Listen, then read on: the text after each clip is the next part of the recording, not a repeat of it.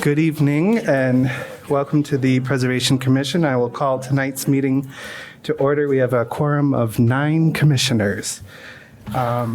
So we will now have public comment for anyone that wishes to speak for items listed, for any items that are not for the review and comment or new business. Is there anyone here tonight for public comment? All right. Seeing none, I will allow presentation to get pulled up. But tonight we have a special guest with us. Julia Bacharach is here tonight to speak with us about preserving historic landscapes and cultural landscapes. So we'll get the presentation pulled up. Do you want to say anything? Okay. All right. Is this? Hi. Hi. Thank you so much for asking me. I'm getting really old and I can't see that well anymore, so I'm actually going to see the ophthalmologist. I haven't had glasses for like 40 years, and now I have a cataract, so the prescription is just not working anymore. So I may have to like walk over here to be able to read what's on my slides. But hopefully we don't have to make this really formal since this isn't like a real city council meeting. And Kate, will I just push a button here? I think so. Okay. Oh, it looks like it has like arrows. Oh, I'm so loud. Do you want me to, can you hear me? I think Kate's just giving you a mic. Yeah. Oh, no, I know. I was going to say, I'm so loud. Maybe you don't want me to be on a mic. No, you're fine. It's just, Oh, okay. All right. Okay. And I hate the way my voice sounds when I'm got the mic. Anyway, first of all, I want to say that I realize that the Evanston Preservation Commission, that this isn't an entirely new concept, the idea of landscape preservation. I know it's something that you've been thinking about for really long time. And I remember I lived in Evanston for a while, and I was on the Evanston Preservation League, and their symbol was the Talmadge and Watson light post, which is so emblematic of the city. So I know that you know that Evanston is more than a collection of fantastic buildings, fabulous residences. But if you just took them and dropped them in Schaumburg, I hope I'm not going to insult anyone who grew up in Schaumburg or something, but if you took all of our beautiful houses of Evanston and dropped them in Schaumburg or some other suburb, it really wouldn't be Evanston anymore. And so it's these kind of, all of these fabulous sort of spaces between the buildings, the unbelievable stone retaining walls along Ridge, the light posts, the street trees, all of these fantastic elements are really what gives Evanston the sense of place. And so I've really spent much of my career focusing on landscapes, and Kate and Charles both asked me if I'd be willing to come, and I said, yes, of course, I'd love to come. And part of it is because I have really sentimental feelings about Evanston. And my mother grew up in Edgewater and a Hungarian immigrant family. And she always had this fantasy of wanting to live in Evanston. And so when she and my father got divorced in the mid-1970s, we moved to Evanston. And so I actually am an ETHS grad, which I am an alumna, which I'm very proud of. So I didn't live in Evanston for a really long time, but then I went to college. I studied historic preservation. I actually have a bachelor's degree in historic preservation from Roger Williams College, which became a university in Bristol, Rhode Island. And then I really didn't know how to even go about looking for a job, so I thought, I'll go to grad school. And this would, I teach part-time now at the University of Chicago, and I it's undergrads, and I tell them, that's a terrible idea. It worked out for me, but it's a very bad idea today because it's so much more expensive.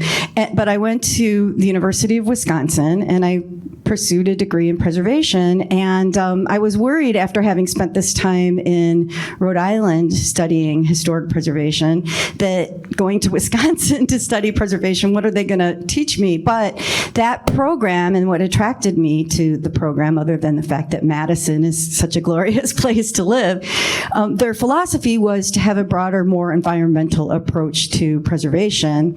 And I don't know if any of you know Bill Tischler, but he was my major professor there and very involved in with the National Park Service and with the National Trust. And so it really ended up being such a wonderful thing. And so I was very much introduced to Jens Jensen and the Olmsteds, but especially Jens Jensen in Wisconsin. And in fact, Bill Tischler grew up in Door County, and his family. I think he was old enough that he could have known Jensen, but his family actually did know Jensen, and of course, by the time he was old enough, Jensen was gone. But at any rate, so there's all these sort of connections. My first job was with the City of Highland Park as a preservation coordinator, and then I went to the Chicago Park District, and I'll tell you a little bit more about those jobs in a little bit. And then I was able in 2017 to retire from the Park District, and having a pension really gives you flexibility in your career. And so I was able to launch my own consulting practice, which I've been doing since 2017. And I've been having so much fun just working on all these great projects. 50% of my time goes to CTA, and the rest of my time I'm doing all kinds of things. I've got clients who own Frank Lloyd Wright houses. I'll tell you a little more as we go. And I will try not to make this too long, because anybody that knows me knows that I could just keep going. But at any rate, I just wanted to tell you that when I left graduate school, I still did not have my degree. I came back home to Evanston and found an apartment in Rogers Park and started waitressing. I didn't know how to find a job in preservation, and I was trying to finish my thesis. And then I looked in the Evanston Review, and they had a job description for a preservation coordinator for the city of Evanston. And I said, yes, this is exactly what I need to do. And I applied for the job, and I think it was Dick Carter was the head of the planning department, and I'm really aging myself here. And I didn't get the job, and I wrote him a thank you note, and I said, if you would be willing to talk to me about my deficiencies, here's my phone number. And he called me up, and he said, he was a really sweet guy. I don't know, most of you are too young to have known him, but he said, Julia, you don't have deficiencies. You just don't have as much experience as some of the other people that were applying for the job. The person who got the job, Gwen Yant, has had a lot of experience, and I don't really want to give you her number, but I'll have her call you, and she'll help you find some other opportunities. And I thought, oh, this was so nice that he called me, but of course, she's never going to call me. Why would she bother? 3 weeks later, I get this call, Julia, this is Gwen Summers Yant, and I've got some jobs for you to apply for. And I couldn't believe it. And of course, she and I became very close friends and colleagues, but that was really my segue into, being hired by the City of Highland Park as their first preservation coordinator right after they adopted their preservation ordinance. And I was, working directly with Susan Benjamin, who you probably know, and they were starting to designate landmarks. And as you know, Highland Park has these fantastic, wonderful collection of buildings like Evanston, and a lot of the really important Prairie School architects lived in Highland Park. And so we started designating these wonderful landmarks, but they gave me a lot of creative freedom. And one of the commissioners, Joanne Nathan, had her own estate with a Jensen property, and I was very interested in the landscape history in Highland Park. I thought, they've done a really good job of documenting all of the architecture, but what about the landscapes? And so Joanne and I, with the support of the rest of the commission, did one of the very first landscape surveys, a historic landscape survey for the city of Highland Park. And so we were able to go kind of through all of these archives and look at the work of Jensen and Gertrude Koo and others, and then contacted homeowners and went and checked to see what was still there. So that was very exciting. And then, as I was sort of in the process of feeling like I was ready to leave the Chicago Park District, the Highland Park, because I just felt like I wanted to be doing preservation in the city and not in the suburbs anymore. I started looking for jobs, and someone introduced me to somebody from the Evanston, from the Garden Club, and they hired me and Joanne. I have no idea what we charged, I doubt much, to nominate the Shakespeare Garden to the National Register. So kind of, of course, they change membership all the time, but I've sort of kept my eyes on what's happening over there. And, I was also involved with raising money for the fountain in the Rose Garden, and as a Preservation League person. And so that was this is sort of my, why I feel so sentimental about all of this. But I did want to kind of move on and be kind of dealing with the city and urban issues. And so I ended up having the opportunity to meet Ed Euler. I don't know if any of you knew him or know of him, but he was a very talented architect from Chicago and who spent most of his career at the Chicago Park District. And for years, he knew during those terrible patronage years when Ed Kelly, who was a gym teacher who had sort of used politics to get to become the superintendent of the Park District, kept very tight reins on everything. Ed would sneak into these vaults underneath Soldier Field, where he would see these fabulous historic, beautiful books that the park commissioners would, when they went to look at the parks of Europe and Paris and such, would buy these books because they didn't, didn't really, an average person didn't have a camera.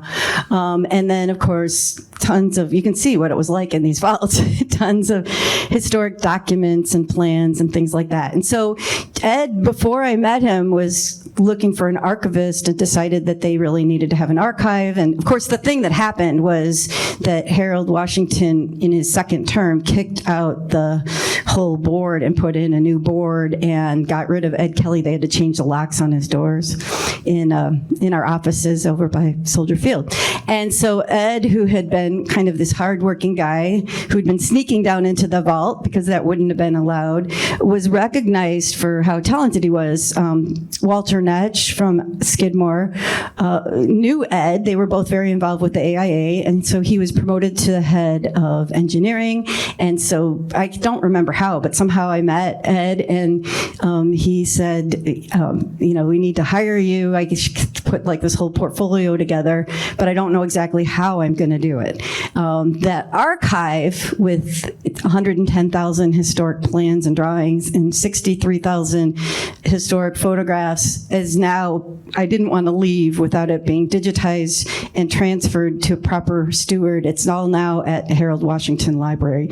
So that's sort of the end of my career. But at any rate, so the way Ed finally was able to hire me, he said, call me once a month. And I said, you really want me to call you once a month? And he said, yeah, let's just stay in touch. It'll keep me remembering that I need to figure out how I'm going to hire you.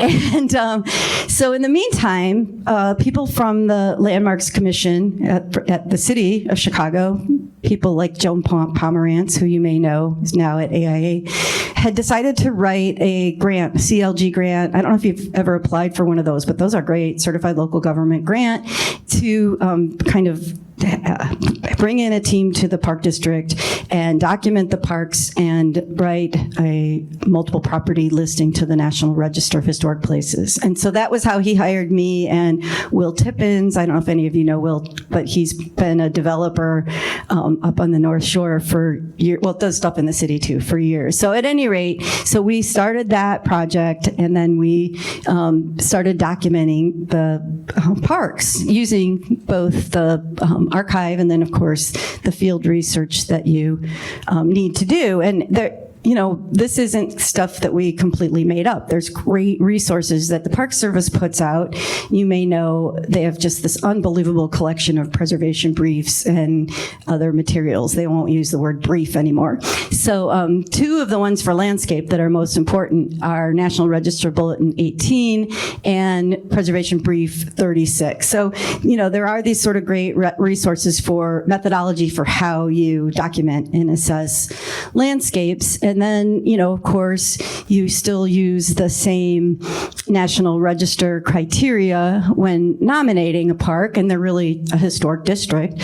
And, in most cases, criterion A, which is history and events, social history, and criterion C, which is design significance, I don't think I'm telling you anything you don't already know, are the two criteria that are most relevant to historic landscapes.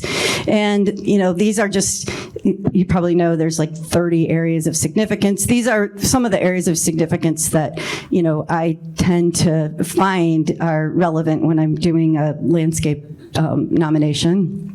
And then there's the famous 7 aspects of integrity. I know you guys also kind of struggle with how to analyze and assess integrity with your own ordinance. And somebody, when I wrote a report when I started at CTA, they said, I don't know if I like these aspects of integrity that you made up. I think it's really weird that you keep saying feeling and association. And I was like, I am very sorry, but that is part of the code of the National Historic Preservation Act.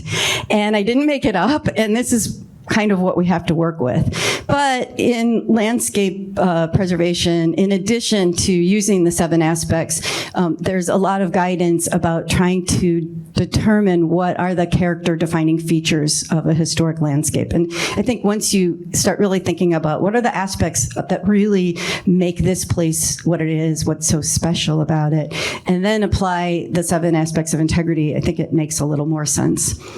And these are just some really horribly, the colors are awful, maps that show the multiple property. All of the parks in red were parks that we determined could be eligible under the multiple property listing. I think you might have some multiple property designations in Evanston. They're kind of annoying because you're then supposed to go back. They just serve as an umbrella to help with sort of get a lot of the scholarship out of the way. And then you're supposed to go back and still write individual nominations, which can be a lot. But the parks, the ones that are in blue are the ones that actually had that, I was able to accomplish individual nominations.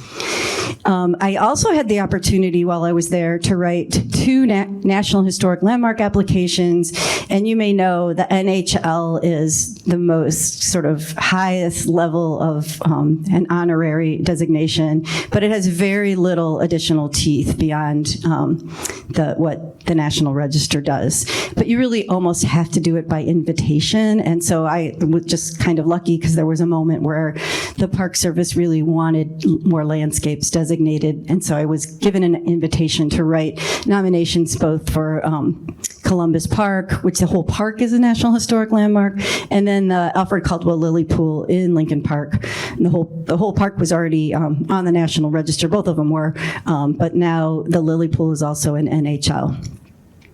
When I was at the Park District, there was often some really ugly politics. Does that shock you? So over the years, there was a very active group that wanted to save the landscape and particularly the limestone revetments at Promontory Point. And at a certain point, I was not allowed to write nominations anymore, and I was told that I was not allowed to help those people. And we just frankly, Jack Spicer is the head of that group, it was just the most beneficial to pretend that I really didn't know him and that I hated him. And so as soon as I left the Park District, the Promontory Point Conservancy was one of my first clients, and I then nominated the park to the National Register. And basically the superintendent of the Park District, so that was it was in 2017 that I wrote the nomination. The superintendent of the Park District went to the planning department, my my previous colleagues and told everybody if they could get me fired from any jobs to actively work on trying to get me fired from my consulting jobs. So things continued to be a little ugly, but luckily, like the couple of things I got fired from were like giving a couple of tours and things like that, so it wasn't really that big of a deal. In the meantime, the Promontory Point Conservancy people were really lobbying to try to designate the park as a Chicago landmark. And as you know, if you have an ordinance that has binding review, then it's going to be a much better tool for preservation than National Register. And so what they did is when Lori Lightfoot was campaigning, every time she had a big event, they'd have someone show up to the event and raise their hand when she was taking questions and said, would you support Promontory Point being a Chicago landmark? And so she just wanted, like, you know, people kept asking that question. She wanted the support because she was running for mayor, and she said, sure.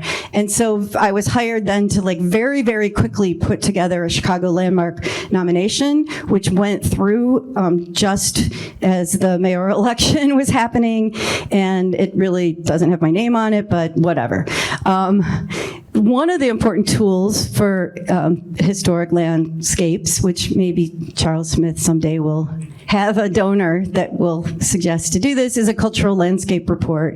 And I'm not sure if you're familiar with cultural landscape reports, because it does take some resources to develop one, but it's a tool that documents the history of a landscape, including changes over time, evaluates the property's significant character-defining features, and provides guidance for managing and treating the landscape. And so I had the opportunity to serve as the historian for such a report with Tesca and Associates for the Edith Farnsworth House in Plano. And more recently, I was hired to serve as a historian for a historic structures report for Eagle Point Park in Dubuque, Iowa, which is this fabulous park designed by Alfred Caldwell. And I shared with Cade that local community is so enthusiastic. It's like for once we have a park district who says, come up in our attic, dig through whatever you want to dig through. If you need help carrying boxes, we'll carry them. I mean, it's just been such a delight working with these people. And so they're now going to have a conference in June. I think Cade may have shared with you. So we're kind of just trying to spread the word. Anybody that wants to learn a little bit more about the prairie style in Iowa, there's a lot of connections with Chicago. But so the funder is the Jeffries Foundation. They hate Chicago, so they probably hate Evanston. Maybe, I don't know, maybe they don't hate Evanston. It might be worth trying to find out. But they won't fund projects in Chicago, and they're not interested in landscape. And so the historic structures report is for the 3 pavilions. So we have just tried to sneak in as much landscape information into the historic structures report as we can. They have done a little bit of restoration of the landscape, but it needs a lot more. But this place is gorgeous, and if you're at all interested in hearing more about the conference, feel free to reach out to me. We have about 10 or 15 spots left. And so I think you probably know that one of the most important tools for historic landscapes is the Secretary of Interior's standards and guidelines for cultural landscapes. And, of course, you can use this. You can open it up online. It's very easy to find. And there's a lot of information on here. But just like the Secretary of Interior standards for buildings, there's 4 basic treatment types: preservation, restoration, rehabilitation, and reconstruction. So you guys already know, of course. You've been working with that. But for public parks, for property that's not a privately owned property that, if you own it, it's your own yard. You can do whatever you want with it. One of the things Cade and I talked about is, for public landscape, there's so many things that can be done to it that would minimize its integrity, or just, it has to serve so many different needs to so many different people, and there's all these pressures on these landscapes. I have found that rehabilitation is usually the most appropriate treatment approach. And so in rehabilitation, a cultural landscape's character-defining features and materials are protected and maintained. The standards and guidelines for rehabilitation allow the replacement of extensively deteriorated, damaged, or missing features using either traditional or substitute materials. Of the 4 treatments, only rehabilitation includes an opportunity to make possible efficient contemporary use through alterations and additions. And so I'm almost done. I know I'm probably going longer than you wanted, but I just wanted to just give you a couple examples of some rehabilitation projects that I've worked on. The Buckingham Fountain, the fountain table, you probably remember, for decades had beautiful, this like pink marble chips that were gravel on the fountain table. And it was beautiful and kind of iconic. But it was also horrible. Not good for wheelchair, not good for stroller, not good for your sandals. You'd like get your feet all kind of beat up. And so, especially when the Park District started doing more and more festivals and races and things like that, the pink marble chips were, we were sort of told they had to go. And so they wanted to use these permeable pavers, but they have such an intense pattern. The color was beautifully matched. And so what we did was ask them if they would keep some of the gravel chips and use them in the joints of the pavers. And so, some people may think it's not as successful as others, but at least when you sort of look at it, it looks like kind of all one thing and not like a brick patio.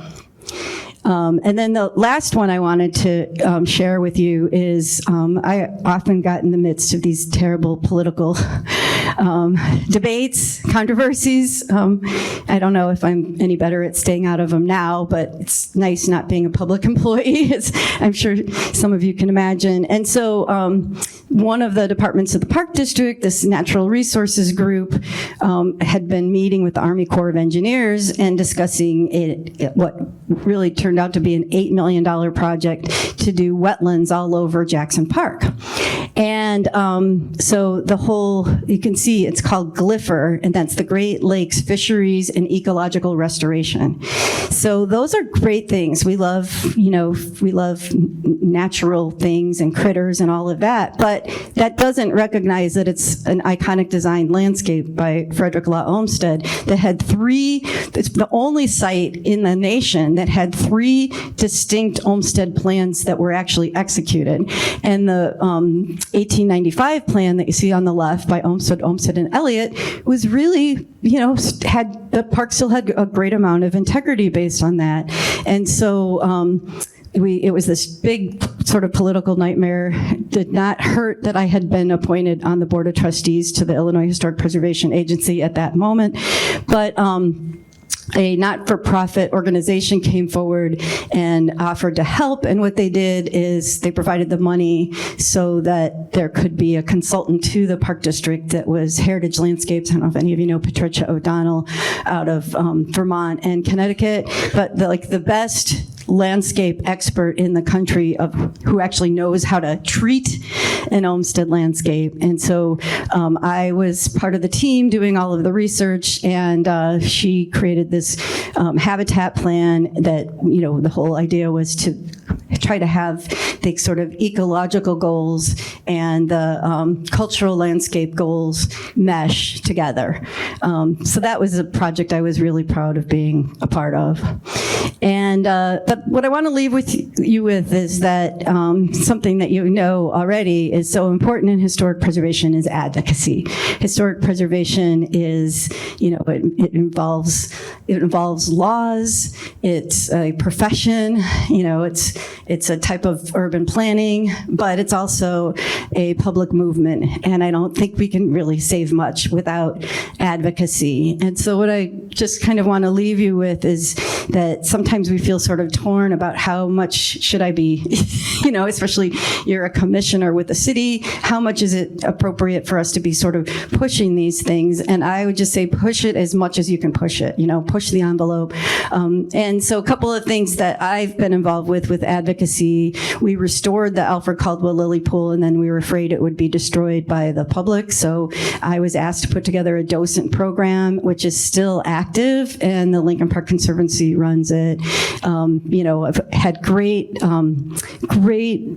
success with attracting attention by smart media, such as WTTW, and Jeffrey Bear's been a great friend, and he's an Evanston resident.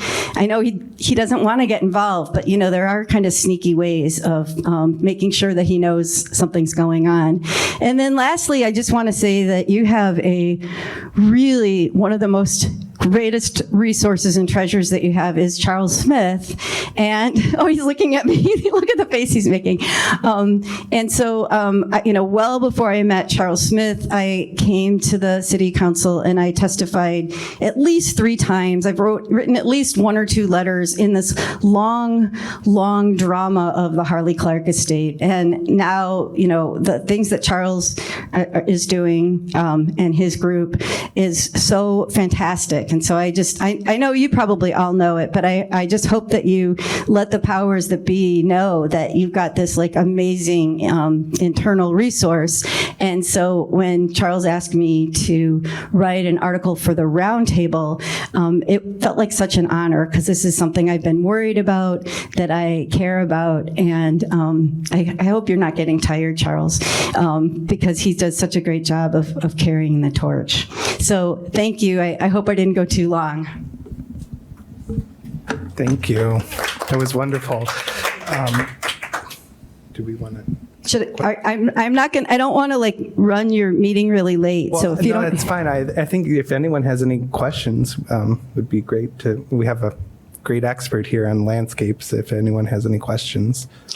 I'm also not very far away. I live in Edgewater, and a whole bunch of you have my email. So if you don't want to ask me any questions, you can email me anytime. Go ahead. I'll ask a question. Hi, Julia. Thank you so much for that incredible presentation. So one of the things that I have encountered when I've written cultural landscape reports and other things is that landscapes evolve over time. And they were, designed and intended to evolve over time.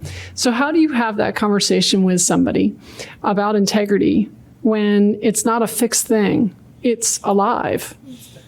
Yeah, it's so challenging, and I was really very lucky because the people in the Illinois State Historic Preservation Office, as much as they really drive me crazy, their staff, they actually really get it, and they get that that when you're looking at landscape, you're not expecting all the plant material to be there, and that you're really trying to figure out what are those character defining features, and if it's over a couple of different periods, they use the word, I feel like it's so pretentious. I don't even know if I say it right. Palimpsest, is that right? I don't even know if I'm saying it right. I don't use it because it sounds way too pretentious. But this kind of idea about these layers of history. And so I didn't realize how good I had it because they really respected the scholarship and the work that I was doing, so at least for these nominations, until I was just asked by the Olmsted Network to nominate Washington Park in Milwaukee. And you have to write this preliminary nomination, which is supposed to only be like a page or 2. And so I tried to make it so clear because I knew that they were going to have issues. And I don't even know if they read my nomination. They just sent a letter of rejection, and they said it has no integrity as an Olmsted landscape. And I tried to explain in the nomination that the Olmsted philosophy was that the landscape would continue to provide as recreational needs changed. And it was first Olmsted and then Manning, and it has a lot of the great characteristic Olmsted features. And this is just a preliminary nomination. I am now still trying to fight with them to just ask them if they would just open the door so I could try. So it can be very challenging. And it's also so challenging that some of these places have to accommodate so many different functions. And I know that's an issue that Charles has had, that, here this was, and I don't talk to Charles regularly, so I may not be up to date with what's been happening, but I know, he was having issues where there was a desire amongst some groups to have pretty large, groups come and use the council ring. And the council ring in a private landscape was never meant to be for more than a handful of people. It was a family, And so these landscapes, they have to, they're supposed to have parking. They're supposed to have, roads that we can cut through. And then there's just, the environmental issues obviously are really important, And so I don't mean to minimize that whole thing with the glypher, but it's sort of like somehow, trying to figure out how to manage natural resources, and cultural resources.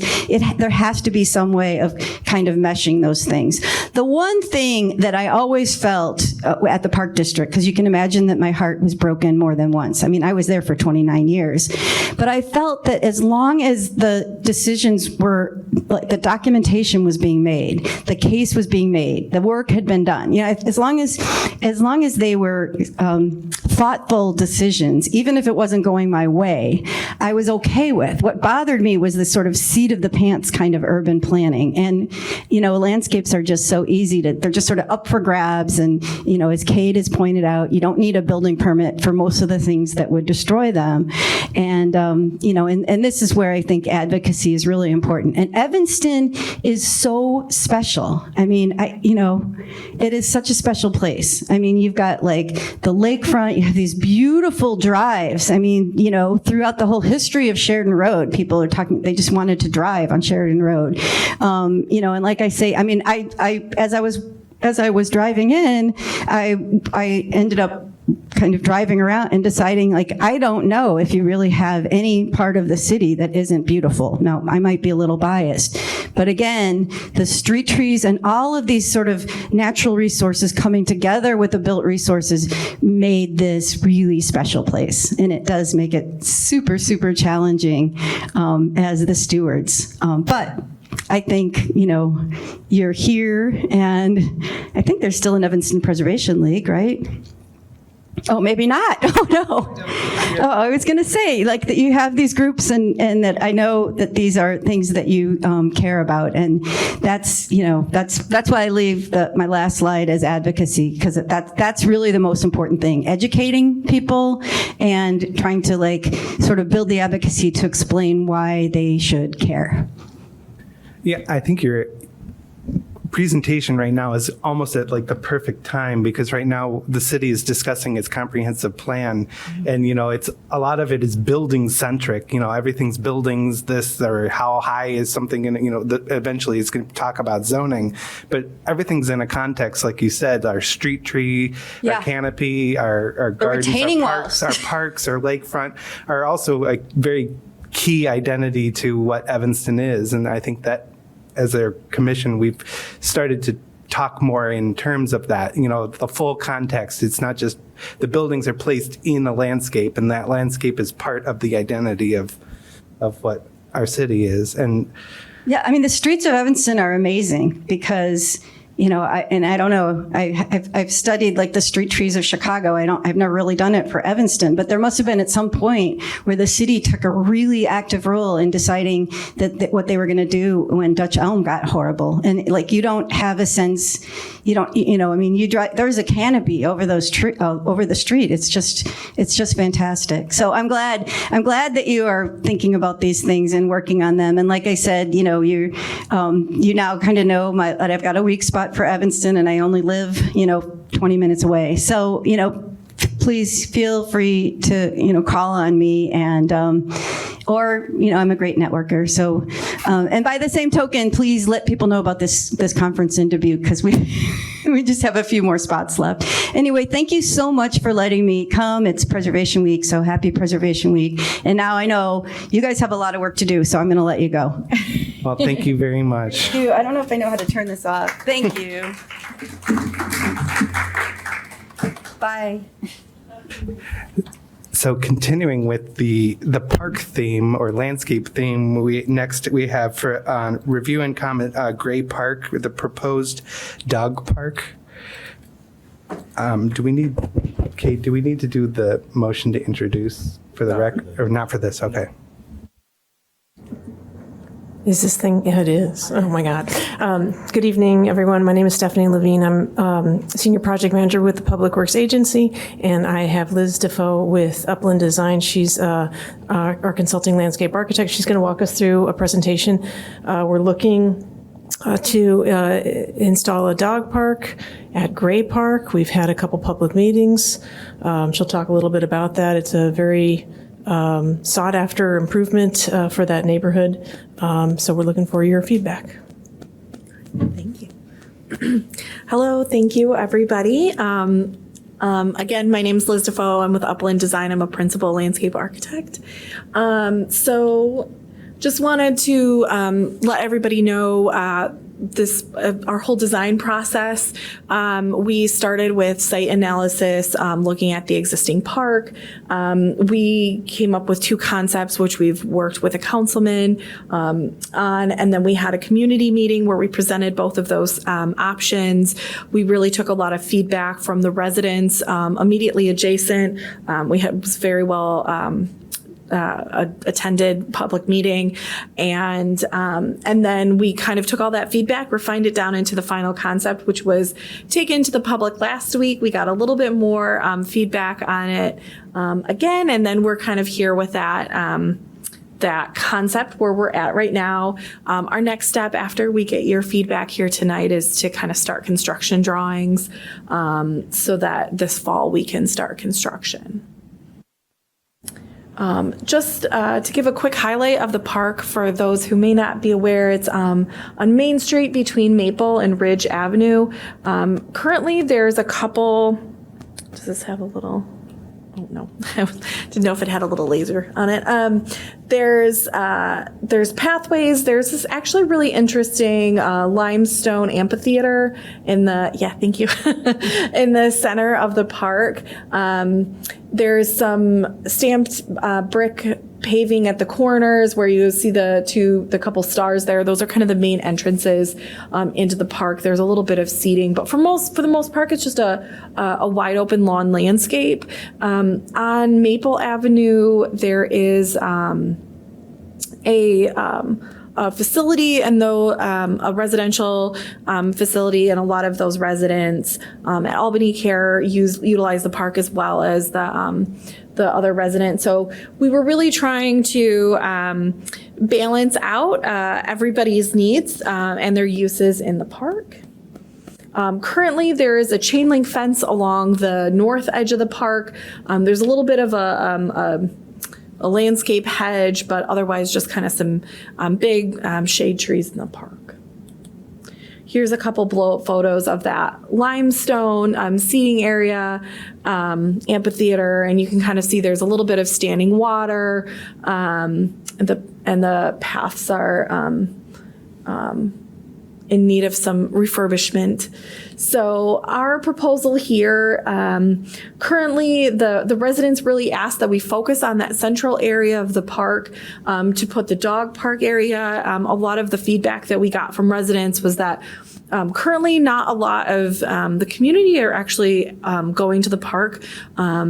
Other than the Albany Care residents kind of hang out on that Maple Avenue side. And so they're really hoping that bringing a dog park in will bring some more community members and kind of bring a good vibe back to the park. And so a new 6-foot high ornamental fence would kind of fence off the middle of the park around that amphitheater area. The light tan hatch that you see there would be new concrete paving in very similar locations to where the pathway is now. We'd be renovating it, making sure that accessible access. There'd be 2 gated entries coming off the existing walks. That those would have double gates so that they will be keypad access. So if you have a dog, you would get the number and be able to enter into the park. And then we are also proposing a drinking fountain. and some other amenities to go along with the dog park, which you can see here. So one of our alternates right now due to for budget, but we are hoping to be able to offer one of the Evanston Standard drinking fountain, which is from Most Dependable Fountains, green powder coat. It includes a bottle filler, ADA accessible bowls, as well as a dog bowl for the dogs. We're also proposing some seating inside of the dog area. And again, this is the standard Evanston park bench, and it has recycled plastic slats and a black metal frame, and we'd be proposing the gray recycled plastic slats that I have highlighted there. And then we're also proposing trash receptacles, obviously a needed amenity, and that is another Evanston Standard and HDP gray plastic. We'll also have some pet waste stations. These are pretty nondescript, but they would be some signs with dog bag holders, and we'd have those at both entrances. And then probably one of the most visible features is an ornamental fence that will be enclosing the entire park. We're proposing a 6-foot aluminum metal black powder coated fencing. And then you'll see here at the bottom, we're proposing that last kind of foot or so would have a double picket, and that would really be so that the small dogs can't slide through. The larger pickets, typically there are 4 inches on center, so this would be about double that, or half that, I should say. So that is pretty much the overall park. Not too many additions, but it is really it'll be a nice improvement to the park with new pavement and the new dog park. Question? Are there any questions from commissioners? Charles? First of all, so if I read this correctly, there were a total of 23 people involved in the conversation from the community? Yeah, I think across both meetings, yeah. But wait a minute, across both meetings, the number was 23? I think, or was 23 at the first one? Oh.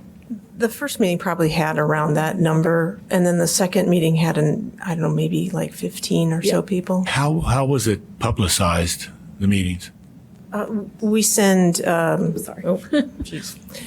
we send invitations by mail to maybe 400 or 500 residents that surround the park. And the councilman also had conversations with the residents. So I'm going to one comment. Something like this is not a neighborhood issue. This is a citywide issue, and I'm kind of amazed that the number was 23 and that the audience was selected. So that's just a comment. But the question, also, were the people from Albany Care interviewed? The council member actually met with Albany Care staff, yes. Staff were the people that presently use the park? Maybe he met with the individuals that live there too. I don't know.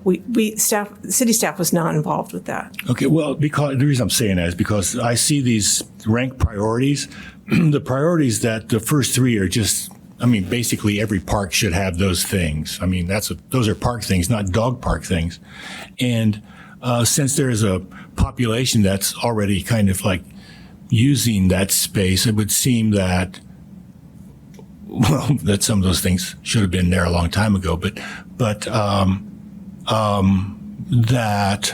they would have an interest, or that they would have some kind of standing as having already been there using the space. And I would think that it would be important to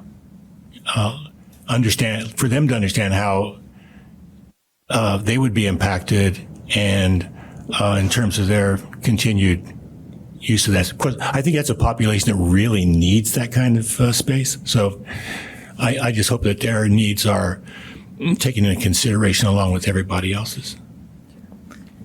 I just want to make a comment and piggyback on that. That was my first thought too. I drive by that park almost every day, and I made note to look today.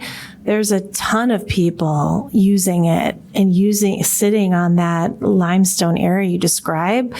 So I'm just wondering, those people didn't have dogs that I could tell. And does that mean without a keypad, they will not be able to access any seating area in the green space next to their house in Albany Care?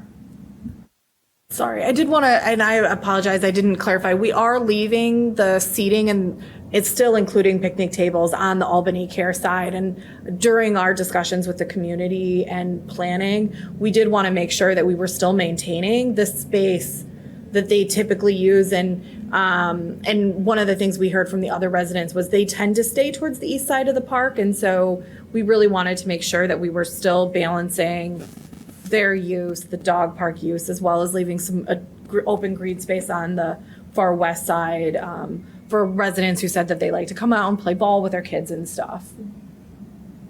Yeah, I'm not sure. My experience is that they do use that circle area. I don't know how often you've gone by and observed, but I'm not sure that they just sit on that east side. I mean, I don't know. I think it will be missed for those folks, I guess is what I'm saying. So I don't know, to Charles's point, how much feedback the residents gave around that. Like, that would be something that I would hope not just the alderperson or the staff, but the actual residents who use it would have some feedback that, or maybe, I mean, observation too. Go over there and you'll see that they're absolutely in that ring. Today there was a ton of people because the weather was nice. So. I guess going back to, I mean, the reason that you're here tonight is because it's located within the historic district. And I guess what you're hearing from commissioners is that that's a feature of a gathering feature place for the public. And it's been historically a gathering place in this park.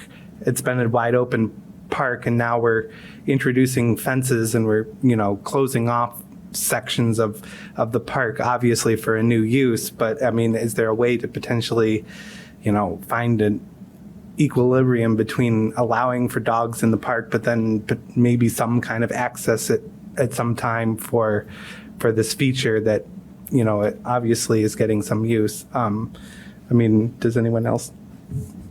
Yeah, from that lens about it being a cultural landscape and a gathering place, then you are proposing to introduce a new 6-foot black fence. And so it's definitely going to be a new feature of that park.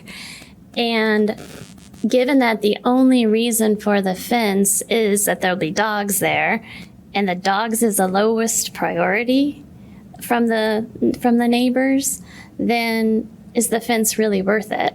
And is the focus on dogs really worth it? Could you clarify? Because I'm not sure what you mean by that's the lowest priority. I thought it was the ranking on page Yeah, so sorry, 9 of 56. Yeah, so the when we did the ranking, it was we were ranking what the amenities, and I think what you're referring to is we gave people a couple different options of what the fence could look like. Okay. And so that wasn't, having the fence wasn't in a lowest rank. It was just the style of fence that people were sharing with us, that they didn't care about the style so much.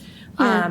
The dog park was part of the plan from the beginning, so we didn't really get any feedback that people didn't want a dog park.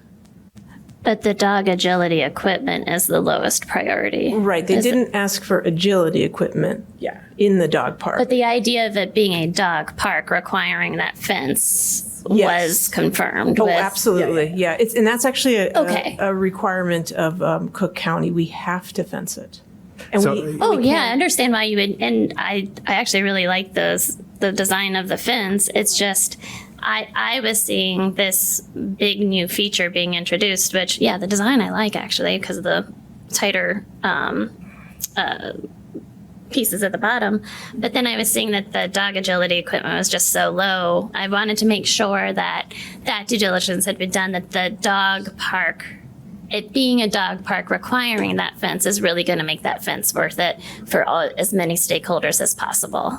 And I think looking at that ranking outside of the context of the meeting is confusing. Yeah, I that's apologize helpful for to that. hear. Okay. Yeah, so we gave them options for inside the dog park, and one of the big feedbacks that came out of the public meeting was how important the drinking fountain was, which there's not currently a water line on site, so it is an expensive add. And so I think the agility equipment, some of the other things, everybody in the community was like, what can we take away to make sure we can get a drinking fountain in there for the dog park? Okay, yeah, just making sure that, I mean, I love the idea of renovating the park, updating it, providing the accessibility, the drinking fountain, all those things. But again, like as Charles, Commissioner, mentioned that, you know, all parks should have that. So yes, part of a renovation of a park, yes, exactly. And making sure that the impetus of the focus on dogs that requires this big new feature is really worth it. So thank you for clarifying that. I just had a quick question. It says, let's see, existing amphitheater to remain. What was the assessment of its condition? Might work near there, but I've never been to the amphitheater. What was the assessment of its condition, and is that, it doesn't look like that's part of the project? We are just redoing the pavement in front of it to make accessibility to it. The stone amphitheater itself is not in bad condition, and it the back side of it is bermed. So our intent was to leave it. Okay, one more thing. I because it specifically mentions ADA accessibility, I think that a lot of the people from the Albany Center might qualify as being deserving some ADA attention. So since things are going on there, is there anything that specifically addresses any needs, desires, opportunities to enhance that particular form of ADA? I mean, I don't know that we are trying to improve as many paths in the park as possible with the budget to make sure they're sloped correctly and meet all ADA codes. The drinking fountain meets code, and all of the fencing would meet. So beyond the standard ADA codes, we haven't really. So I don't think that it needs to be restricted to pathways. When Commissioner Smith is talking about is that nature has a very healing, aspect to it, and this is a rehabilitation center, and and they obviously are drawn to this park as a place to go and be in nature, and obviously, some people of the community want a dog park, but then there's this huge constituency of people that are seeking rehabilitation and nature, a place of respite, and so I'm wondering if there's a way to have something along Maple or something that could address that group and then also address the dog, so everyone's happy. Can I step in? Okay. So the Preservation Commission side, if it's okay with everybody, I'd like to talk a little bit about history here for a second and character defining features. So it seems to me that this, pretty much what makes this a kind of unique and important special place is this amphitheater in the center. So what's happening is that we taking this character defining feature and restricting access to it. One of the reasons for the parks movement, and we just had the amazing cultural landscape historian here, is she was talking about Olmsted. And as you all know, Olmsted was a huge proponent of open spaces as a place of democracy and of different kinds of people coming together. And what's happening here is that there's going to be a fence around the part of this landscape that does that work. If there's a way to put the fence kind of around the amphitheater so that everyone has access to it and the dogs can kind of run around it, that would be better. The other thing that I wanted to mention is that there is a kind of naturalistic quality to the way that the paths run through, a kind of picturesque, as opposed to the straight, more like Versailles type, rigorous orthogonal kind of geometry. And the fence doesn't play well with that, the way that it is currently designed. So I would like to suggest that that the pathway for the fence, I mean, obviously the fence needs to be there, and I agree that the design of the fence is fine. But perhaps the location of the fence could be a little bit more sympathetic to the picturesque quality of the park, and also that it acknowledged the democratic history that is at play here, and especially the fact that this amphitheater is really supposed to be available to everyone as a kind of core idea.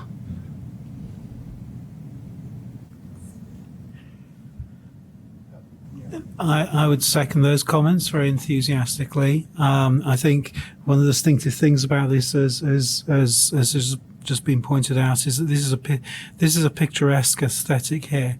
And while you're talking, William Kent, the patron of the picturesque style, wrote, "Nature abhors a straight line."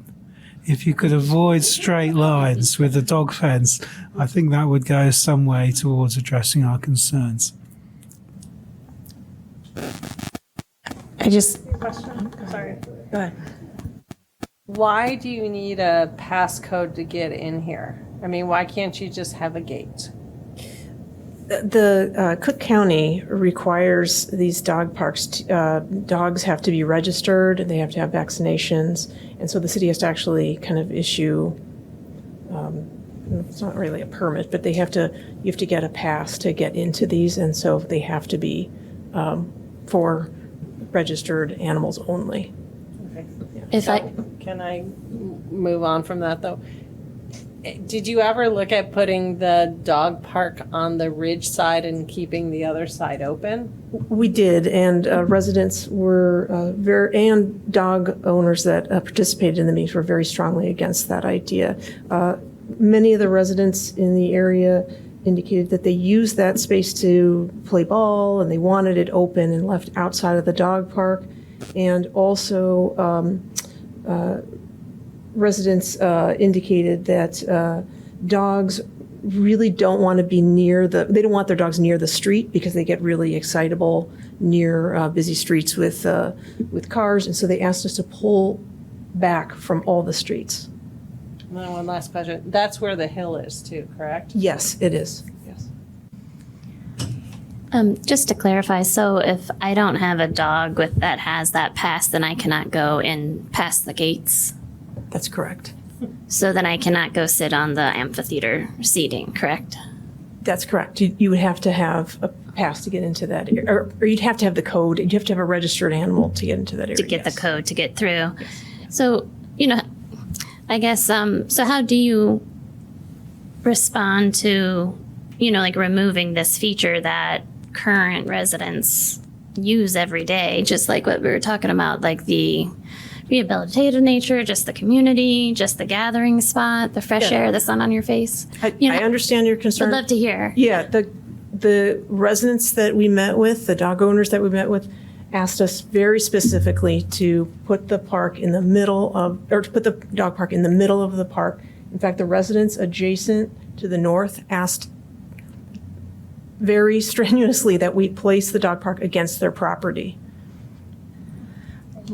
Yes. What was the, I'm just curious because I wasn't at the meetings, what was the attraction of the amphitheater for the dog folks? I don't know if it was so much the attraction of the amphitheater, just the location. It happens to be in the location that they want the dog park to be in. It just happens to exist in that area. I just want to say, I think I'm a little troubled that the decisions were made based on like 23 people. and that I would imagine that group self-selected that was all dog owners. Like, I don't think that you got a good sample of people that live in Albany Care that don't have dogs and that use that every day. Like, that's, unless you have, can say otherwise, I don't think that's probably what happened. You get noticed and it says on there, proposed dog beach, all the dog owners come out for that. But you're not going to get the people that just sit on the amphitheater. Like, I don't know that they would have understood, or frankly, I would have understood that meant that this area that I might use every day and sit on would be not available to me because the dog park was added. So I personally think you should, think hard about that. I'm not a dog owner and I don't use this park regularly, but I also like the idea of shifting it west. It's a very big area, very big green space. And there'll be a fence. As a parent, I would rather have my kids on the other side and have the dogs close to the street, a fenced street, than the other way around. So I don't know. I have concerns. May I ask again, is there any reason why you can't just put the fence or like on the outside of the center lawn and allow their access, public, free, open access, the way that the place is supposed to be used? I guess I'm not sure I understand. Around the where you're lawn? asking. Just instead of cutting through the walkway, just go around the outside of the amphitheater and back around. It would be sort of a C shape as opposed to a polygon. Just kind of exempt the amphitheater from the dog park. The dogs would sort of run around them like this. It's not ideal, but I think the issue with that is just that the size of the space would be cut probably in half. But no, it's just the going kind of around the. Do we have a? Yeah, no, just around it, like literally create kind of a lollipop, so that the Is east that so that the amphitheater it would be outside of Yes. the Yes. fence, and so that the fenced area would then. Okay. Right, exactly, just exactly that, so that there's a way for the public to access that center circular lawn with the amphitheater, which is a core, like, character defining feature of this park, of the idea of parks. Like the foundation of the idea of a public park is public, democratic, free and open access. We can look at it. It seems like a lot of fencing, and it does seem like it would actually create a very, it would change the character of that. Of that, in my opinion, it would change the character of that amphitheater quite a bit. Of the amphitheater? Yes. Okay, so you're changing the character of the park. You're actually undermining the core fundamental character defining feature of this park by reducing restricting access to that. So I agree, it's not ideal. Yeah. No, totally, it's not ideal. But if you want to put a dog park there, which I also think is a good amenity, we have to balance, right? What are some of the, we were just talking, what are some of the other things that happen there? I feel like there's maybe been theater in the park. I feel like there's been like Shakespeare in the park, maybe. I'm not aware. No, other movies. Are there just what historically other uses that have happened in the park? I'm sorry, I'm actually not aware. Unfortunately, there's no one from the recreation department Okay, here that sure. can help us with that. Because I know for sure that there's been theater there. So I was just wondering, and this is kind of like above all this conversation, like just how do we get to dogs? I'm just curious. Sure. It was a request actually by Councilmember Newsma to create a dog park here. Well, I mean, at this point, I think we're just providing review and comment, and ultimately the rules of circumstance for this is that because it's mostly just a fence that's going to be introduced in the park, it's going to be done by staff review, but all of our comments will be taken into consideration when the permit is issued. It will then be done through staff review. At this point, it's kind of hard to do anything beyond provide our comments. I understand the frustration because there's the commissioners are talking about a character defining feature being limited and the whole idea of the park. But at this point, We get it. I would also like to just suggest for future projects, maybe come to us a little bit earlier so that we could give you our feedback. As part of the sort of schematic aspect of it. Kate, do you have enough from us to do your? I was just going to try to summarize. I just think that, the main thing that I've heard is that seems like an important feature, and if you can study a way to incorporate the needs of the dog park and balance access to it, then I think that's a worthwhile thing to study. And the fence layout being no straight lines, if possible. I just have a question.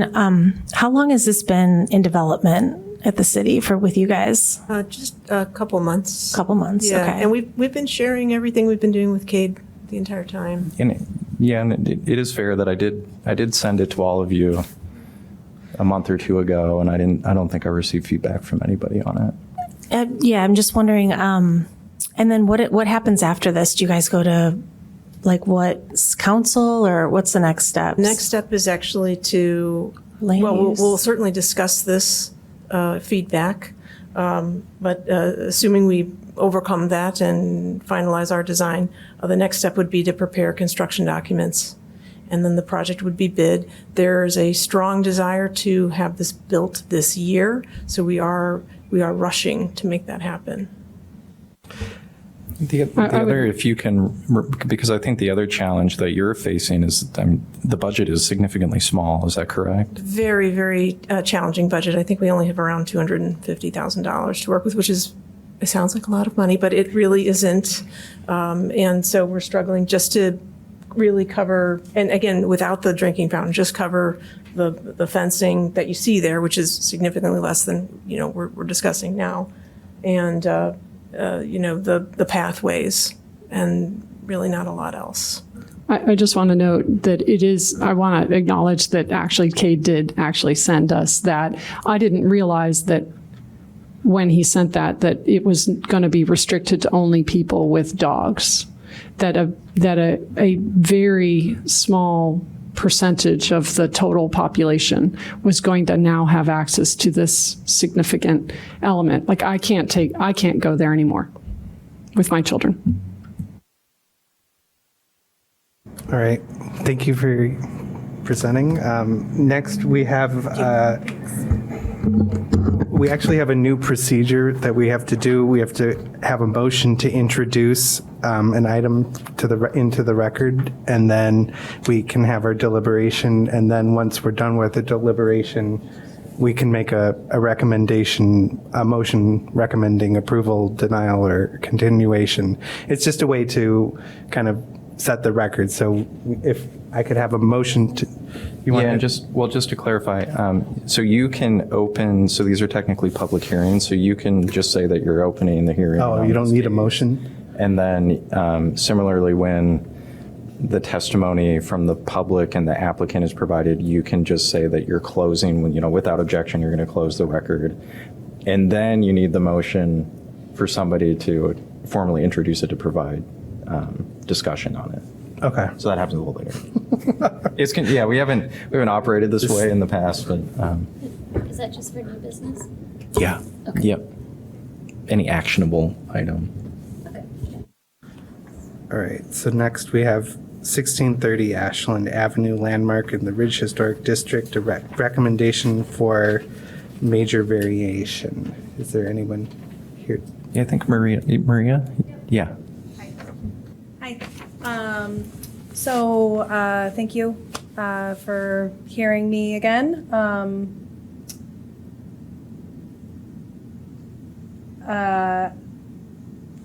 If I'm being honest, I think that we were here. Sorry. Oh, this works. Okay. I think we were here originally about 11 months ago. Is that right, Cade? Yep, about 11 months ago. We are seeking to build, to remove the garage that you see on the left side that is currently there, and to push the structure back and create a more appropriate roof line and make it a little bit bigger so that we could fit a car in it. The change from the last time we were here is that we've made it smaller. So it was previously, should we stay there? It was previously slated to be 3 feet from the western property line, and now it is 5. So we moved it in a little bit.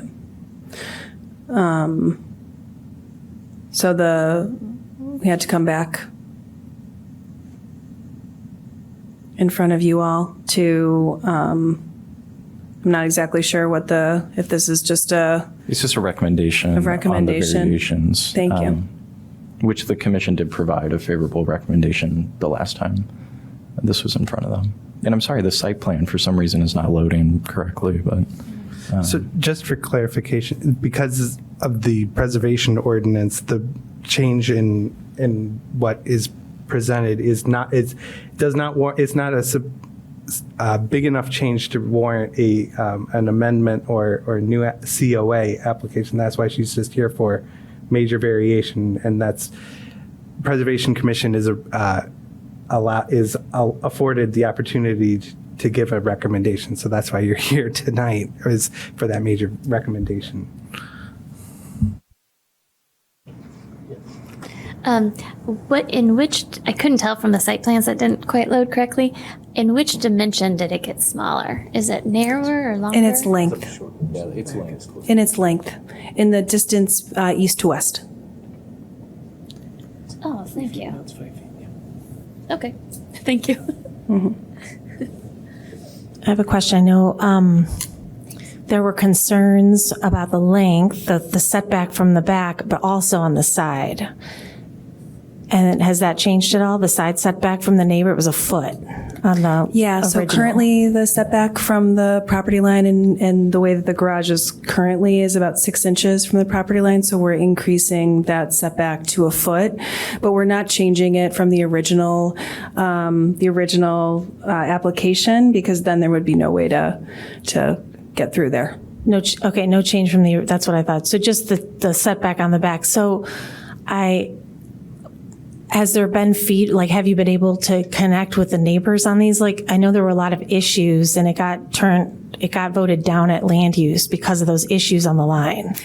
So Yeah. were you able to connect with the neighbor at 1632 Ashland or 1510 Church? Yep.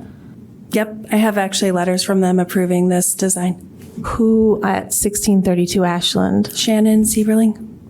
Shannon, I just talked to her today, actually, and she wasn't aware that this was coming up before. I talked to her yesterday about the zoning. Yeah, she wasn't aware when I talked to her today. And I know, just for the record, too, I know you guys noticed these, but I'm in the neighborhood, so I got noticed. But they did come out, I think not they came out late, but the mail is rather late. So, I got this after 5 p.m. yesterday. I think that's for the zoning, not for this. Yeah, that's It's for the zoning meeting on Land 528. use, that's right. Yeah. I didn't see a preservation one, which may or may not have come, but do we get notice for this? Oh, there was no noticing. Yeah, we only Okay. provide notices for COAs, and then only for certain scopes of work, even. Got it. Okay. So what I was going to say, a couple things. This house, 1632, where Shannon, who you're referencing, had a lot of concerns around that setback. I think when we talk about our zoning recommendation, I think zoning is, the code is 5 feet off the line? I think it's that's the current zoning code, and this is 1 foot. So a lot of concerns about the driveway, and, that's very close to be maintaining a property 1 foot off the line. But this property is currently under contract. So it closes shortly, and the new owners, or the soon-to-be new owners, wouldn't have had the opportunity to see this project or review it or be noticed by it because it closes like in a couple of days, I think. The adjacent neighbor. So just food for thought. And then I just had another question. I know land use has in their rules and procedures that matters previously decided are not supposed to come up before them again unless they're substantially different. For me, just having this shortened 2 feet is not substantially different. I don't know what the decision was on land use, but was the chair or did someone decide that this was a substantially different project? Are you talking about for this hearing? No, for land use.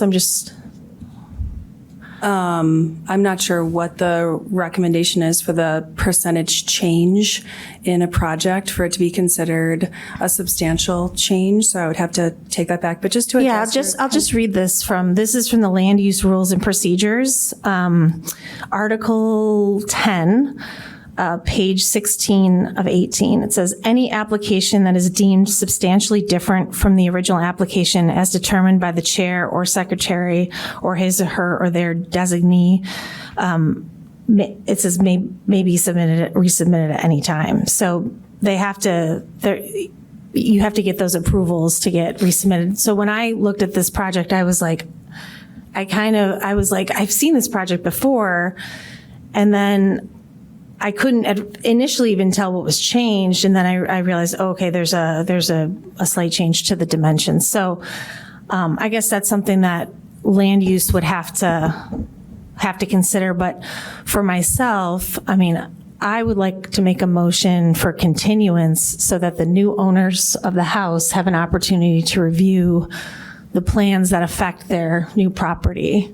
I just want to, there will be a sign in front of my house advising that we will be coming in front of land use, and they will have an opportunity to see that sign. Yeah, I'm aware. when they're moving in. So, and I'm also I'm just talking about for us, for preservation. I think they've not had an opportunity. So that would be, I don't know if I can make a motion now or if we have to, discuss. Or do we have any other questions for the because otherwise we can close that question time and enter into the deliberation and close the public record, and then we were all given this sheet that gives the 3 standards for review of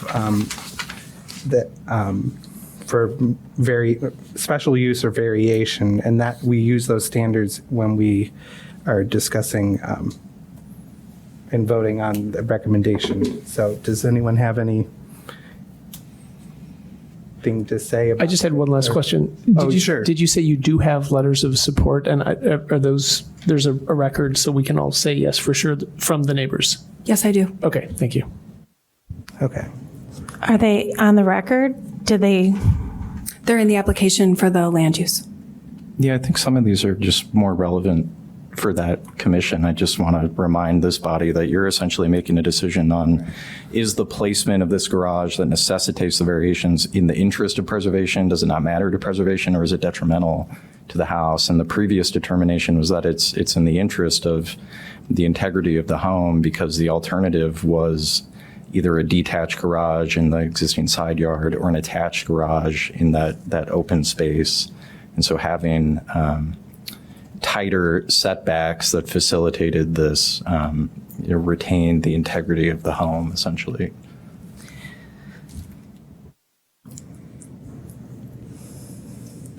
Yeah, a comment I just wanted to make from land use, the last land use, which was essentially reviewing the same project. I think some of the feedback was they would rather see it on the side yard rather than next to the house because of the tight setback and the concerns from the neighbors. So we have to make a recommendation on the major zoning relief. My Based on suggestion. preservation, though. No, of course, based on preservation, but I think you could sort of, for me, I mean, with the land use standards of, where's I was looking at, I think it has an adverse impact on the neighbor with the tight setback as proposed. And I think you can maintain the historical character. It's a beautiful home, truly, by having the curb cut on the other side. I think you could actually change that wonky roof line as well. Like you can't see it there, but from the back, I don't know what page it would be on, but it's kind of a. I mean, we can't really. Right now, we're not really discussing the design of the project. We're mostly Okay, yeah. But I'm saying, I think you could really. It's truly a beautiful home. I mean, I think it's absolutely stunning, but I think you could definitely preserve it and have it look even better, sort of on the other side. That was discussed, but I mean, interestingly, I just wanted to say, I think so for me, I think it would make sense too, to have the new owners be able to have an opportunity to talk, or at least review it, that opportunity, whether they have an issue or I have no idea. So I think that the new owners will have an opportunity at the land use. At land use. It's just right now it's this awkward thing where it's because we have issued a COA for the project. We're just part of the process of our recommendation to land use based on these standards that we have before us for zoning. So, yeah. Does anyone else have any other questions? Okay. I just want one more comment, and I don't know, this is awkward to your point with the zoning and et cetera. For me, it's standard 5 of construction, where it says the construction of rhythm of spacing and structures on the streets. Like that's what I think is kind of lopsided with this particular arrangement on this side, crowding out that side, when if you can't see the full lot here, but it's quite a large, wide lot. So that is, for me, it doesn't meet that standard. So I think if we don't have any more questions, we can close the questioning period and then enter into the discussion of the deliberation for our recommendation. Can I just add? I mean, there is the landscaping on the side. There are 2 very large trees, and we did do a tree study and an environmental impact from the new curb cut or putting it on the south side, and into the discussion around landscape and integrity of landscape tonight, which I really enjoyed. That would materially change the way that the land is used with the building.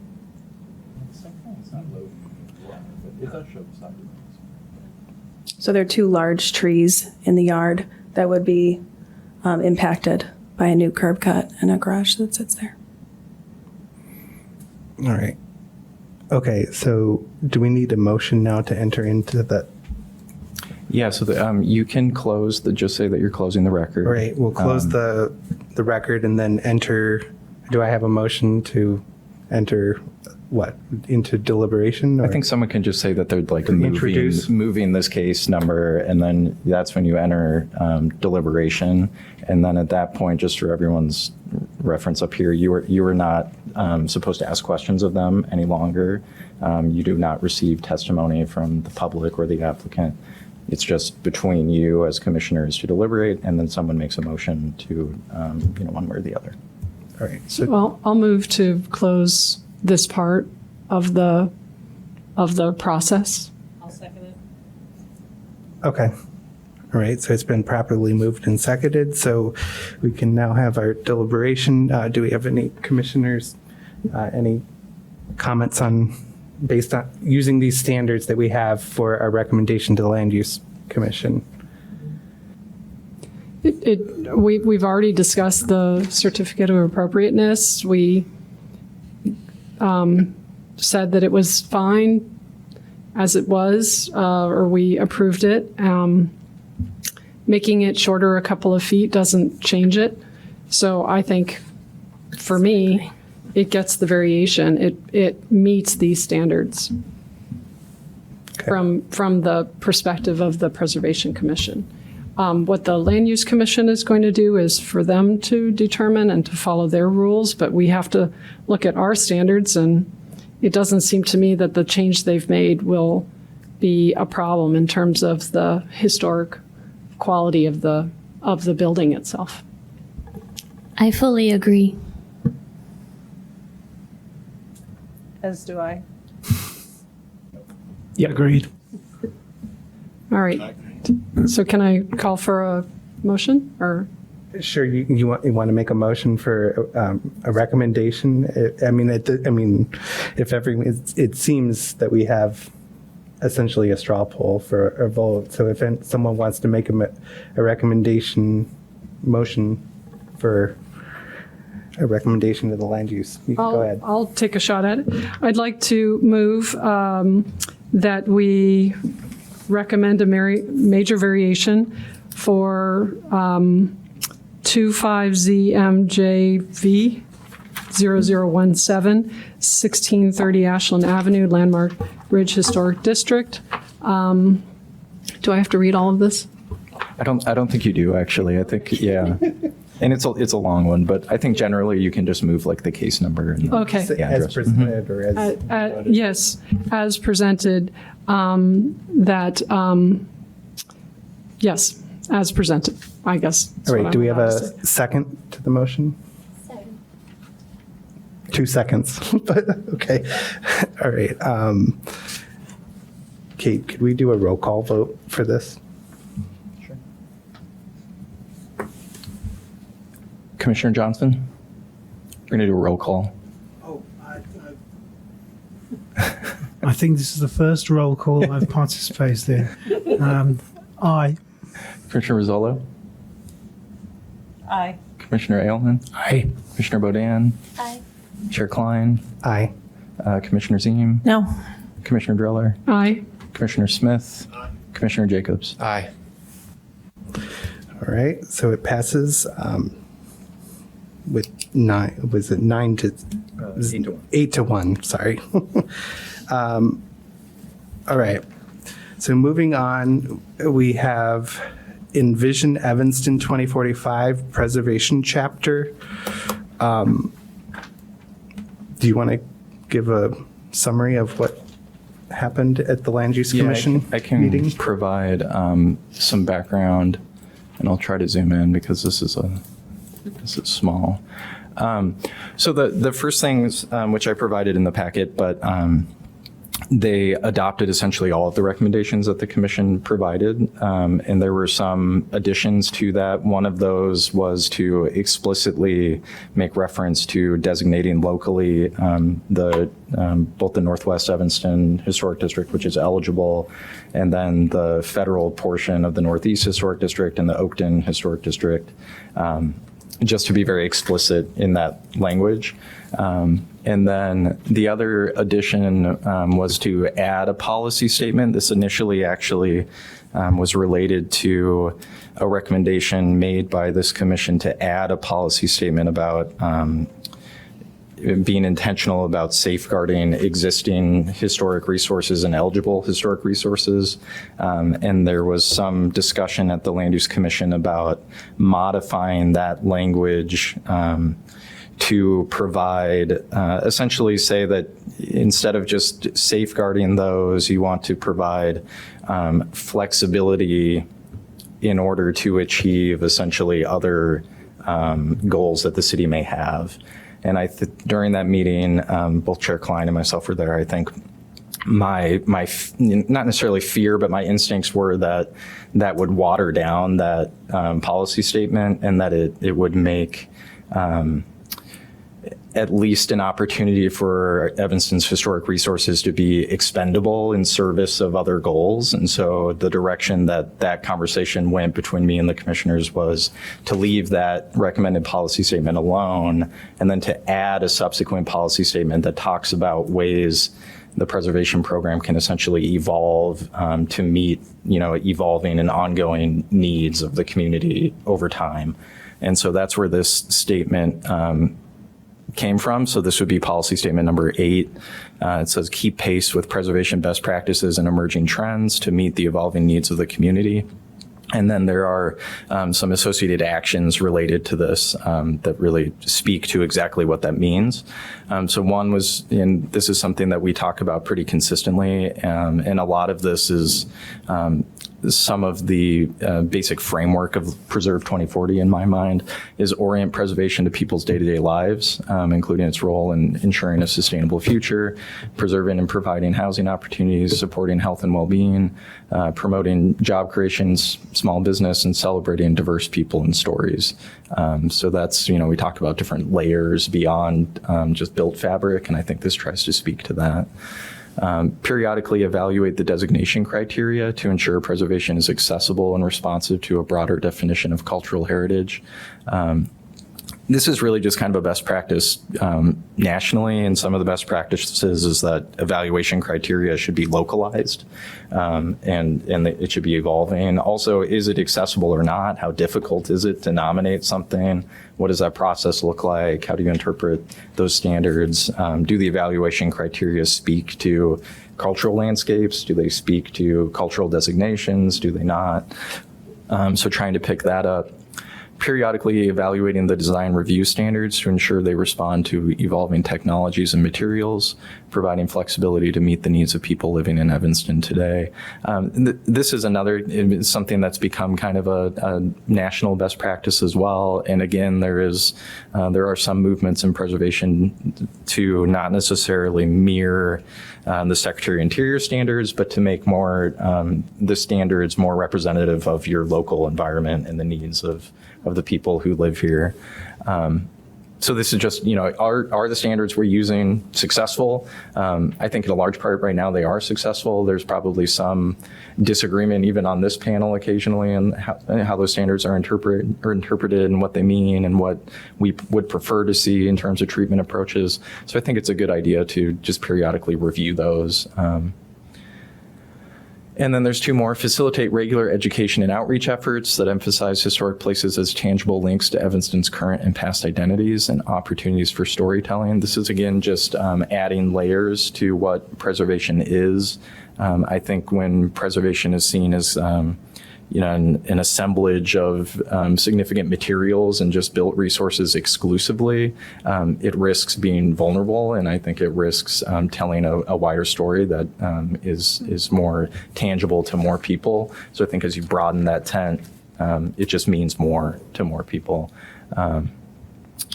Action 8.5, provide annual reporting and performance trends. This is right out of Preserve 2040, but just so that there's transparency in what this commission does and what it's working on.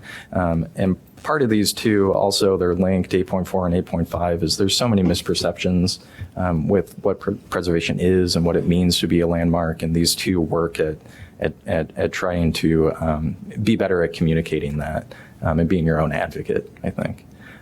So this commission you can reject all of this. You can completely rewrite it. You can add general comments that I can try to incorporate.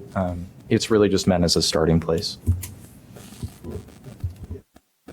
Yeah, thanks. I'll take a shot at 3 comments.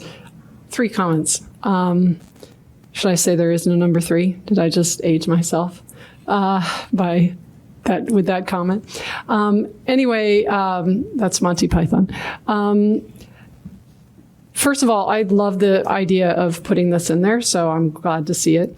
I would love to have some more acknowledgement of the emerging trends part and emphasize innovation here in some way, maybe in Action 8.3, when we're talking about design review standards and involving technologies and materials, and really kind of highlighting the fact that preservation doesn't have to be all cutesy-dootsy, that we could encourage people to create architecture that is going to be the landmarks of the future.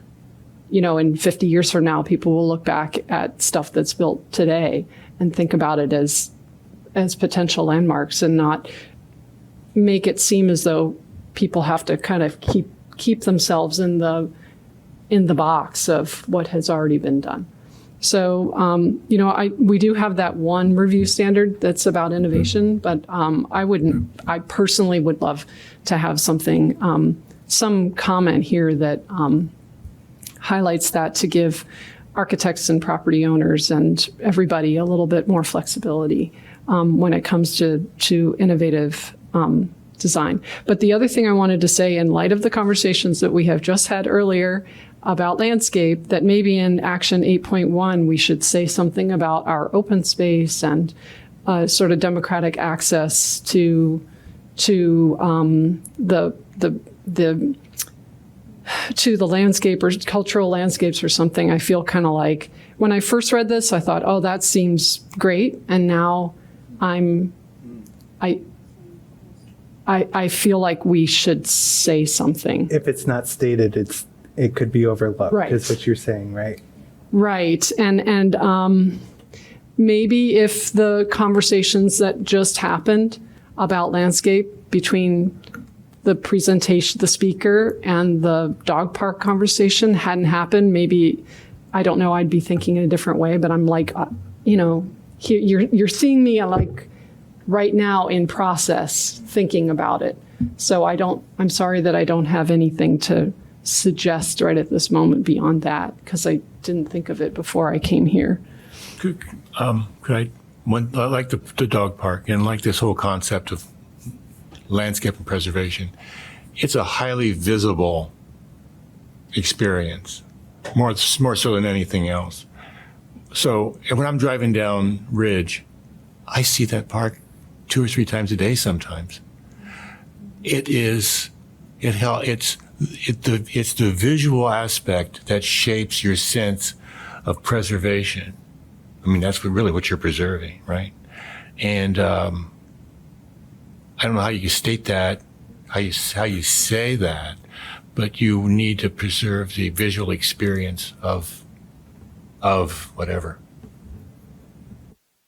Yeah, there's like ensuring a sustainable, so there's all these action words, right? Ensuring, preserving and providing, supporting, promoting, celebrating. I feel like there needs to be like one more thing here about our open spaces. And especially the democratic, open and free access. So that's a suggestion to edit Action 8.1 and add Yes. open space, right? Yeah, something about open spaces there, maybe ensuring a sustainable future, preserving and providing housing. Maybe after that comma would be, some sort of action word that isn't all these other ones. Preserving or providing or something. Free and open access to our open spaces. Like, that sounds awful, but. Right. Well, you guys can wordsmith it later, but I think I am I getting through? Yes. Okay. All right. I'm going to stop talking. Yep. Again, I would agree with all of that. I would also suggest the language could be a little more active. Keep pace with preservation best practices. It's as if preservation best practices are happening somewhere else, and then we have to respond to that. We are leading on preservation best practices, and we should say that. And similarly, under 8.3, to respond to, it would be much better if it was engage with, or something again more active in that way.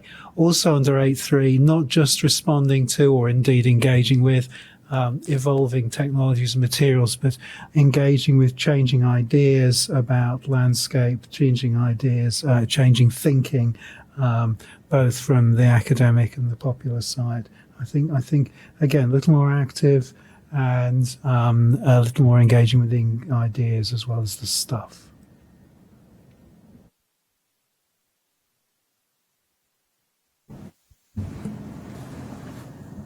Does anyone else have any other comments or edits? Or, go ahead. Evolve, constantly evolve.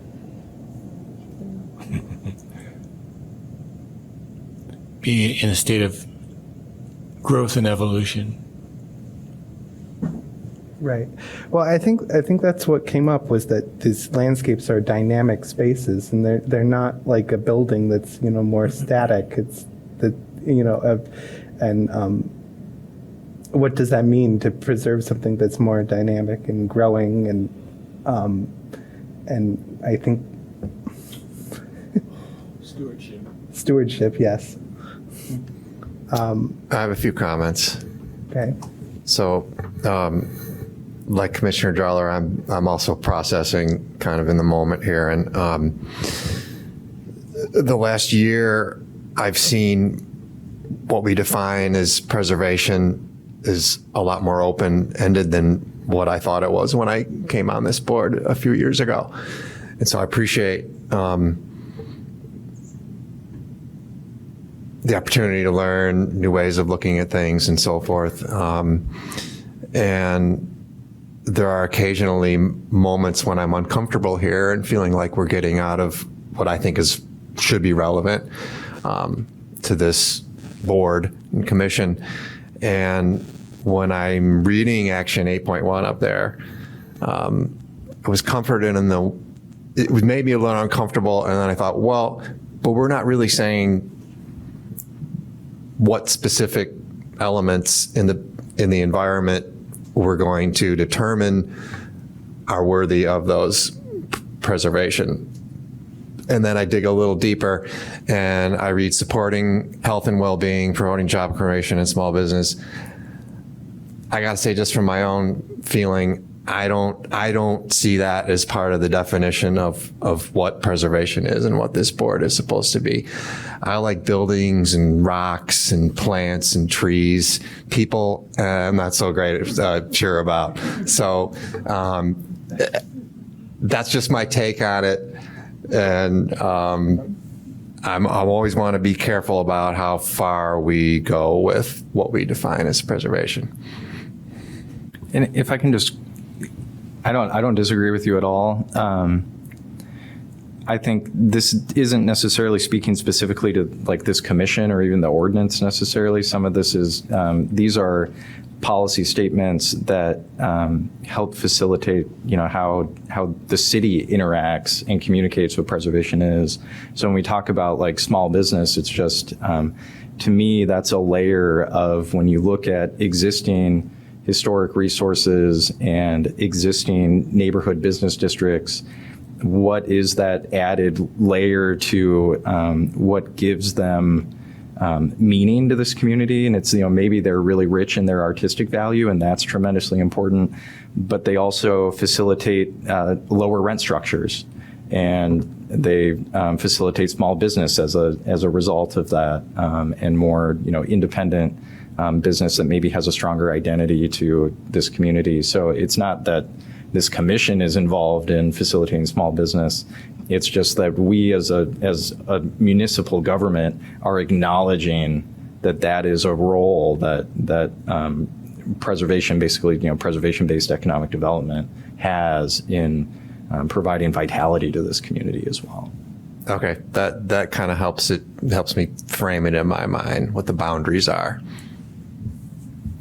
I recently heard something that really struck me deep about the concept of preservation, and that was a father describing a picture that was taken with his daughter when she was like a little baby, you know, and this landscape, and then 40 years later, there's a picture of her daughter taking the same picture in the same place with his daughter, and it's reminded this father that he had 60 years earlier had that original picture taken in the same place, and it was the backdrop. And it's kind of like, why do we preserve things? We preserve to maintain this sense of communication across time, you know, and that you're able to share something through multiple generations, and it's the same. It's a hard concept, I know, to deal with, but I feel there are places that I visit that are the same as that have been preserved. You know, we choose this one area of structures and buildings and houses, but there are a lot of things that move people in the same way.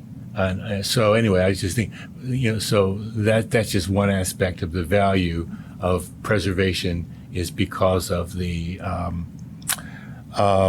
feelings that it evokes in people who experience it over time. Just one more thing. I want to wrap up our conversation on Envision Evanston, but the reason why I made my comments was also somewhat in response to the dog park conversations we were having, et cetera. Is it possible that when we get to the end of the things that are on our agenda here, that we can go back and just briefly discuss some of the things that we discussed on the dog park, or do we need to reopen that up? Or I think you could ask, general. Yeah, I don't know exactly what you want to talk about, so I don't know exactly. I guess I want to talk about what I think is relevant in that conversation and what I'm uncomfortable with. Yeah, I don't. As long as you're not, I would say that probably should have come up previously. If you want to just make a statement at the end, that's fine. As long as it doesn't lead to, new comments or recommendations that they're not here to respond to. But it does not directly involve the presentation. It really has to do with what we're going to put in our letter, basically. So, and I apologize for not. I was processing actually. I think it's probably fine to discuss that very briefly. Okay, so let's get back on track though. Thank you for your comments. Is the action 8.1, the way that it's worded, where it says orient preservation to people's day-to-day lives, is that part of is that clear what we want to say there? Is there a way to say what we want to say? I think we may understand it, but I think Right. if it's in a document and other people are reading it, they may not. I think I understand what you're saying, is that how do we write it in a way that a layperson could read it and understand what we mean by this? Because what does it mean to orient preservation in someone's life? Does that mean? I think the intention was to not see these resources in historic preservation as stagnant, Right. and that they are something that they were achieved in the past and they have no relevance to our life today. It's that there are multiple layers of relevance that these historic resources have to our lives today and how they impact your life in this moment. So that was the intention. I don't know if it's not clear necessarily. Well, I think this action 8.1 is kind of a way of saying that what is in the preservation chapter doesn't just stay in the preservation chapter. By preserving something or creating a touchstone, like Commissioner Smith was saying, we're creating a community identity, and that community identity then can have other ways of have other effects, economic development or small business retention and all those things. And so I guess it's just a way of putting it in the document that it's, preservation is active in other chapters as well. Maybe we say that more explicitly? overtly, yeah. So something along the lines of sort of actively acknowledge that preservation has impacts, or can impact people's day-to-day lives. It can have positive impacts, or that it's there's some role that it could have. Well, the word role is here, but if it's an action, we here may not be available to the people who are actually going to act this action or engage or make this action a reality. So I do think we should be clear. Are we talking about actively acknowledging preservation's role in people's lives? Is that what we're actually saying? We don't have to wordsmith it down to the actual specific wording, but it's important to try to dig into this and see what we want to say. what's the idea we are trying to say. And I think just for clarity, since I wrote it, I think I shied away from a lot of other action words because they seemed limiting to me. So if you say communicate its role, that's like an education and advocacy role. You're just saying this. And I wanted something that was more tangible, where you're actually orienting the way that the program exists in many ways, so that you're communicating these multiple layers of value to your life today.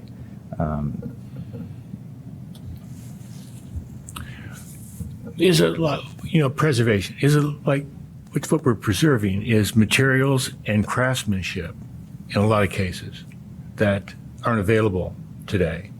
And it's kind of a celebration of the art and the effort and the materials. And it really is an acknowledgement of the quality and aesthetics of various periods in our society, which some we can't have today because of the lack of not having access mostly to the craftsmanship and expertise and the diligence of the time that was able to produce these things, and so I think it's a celebration of what we are capable of achieving, and an example of what we may aspire to achieving in terms of, just what we present to the people in our community, what's available, and that's why people come and look at it. They want to see the art. They want to see the craftsmanship. That's what moves them and attracts them. Other than that, I mean, if it was just made out of plastic or like a model of something, no one's going to care. But when you look at that to think that this was produced by the hands of people and the minds of people, and we are still people and we still have hands. so it's still in us, but maybe not necessarily available to us. I think also it's starting to talk, like when it says celebrating Evanston's diverse people and stories, that we're not the ones deciding what's being preserved or what's important or what's worthy of celebrating. It's that we're allowing Evanstonians to self-determine what they think is, important, because to someone else, some building or landscape or park may not seem super important, but to them it is. And, and we're allowing that to happen. And I think Evanston has torn down a lot of really, really wonderful structures and buildings over the time. So allowing them, our job is actually just I think kind of the opposite, is to help them, is to protect them and to, and to make room for them to continue to exist.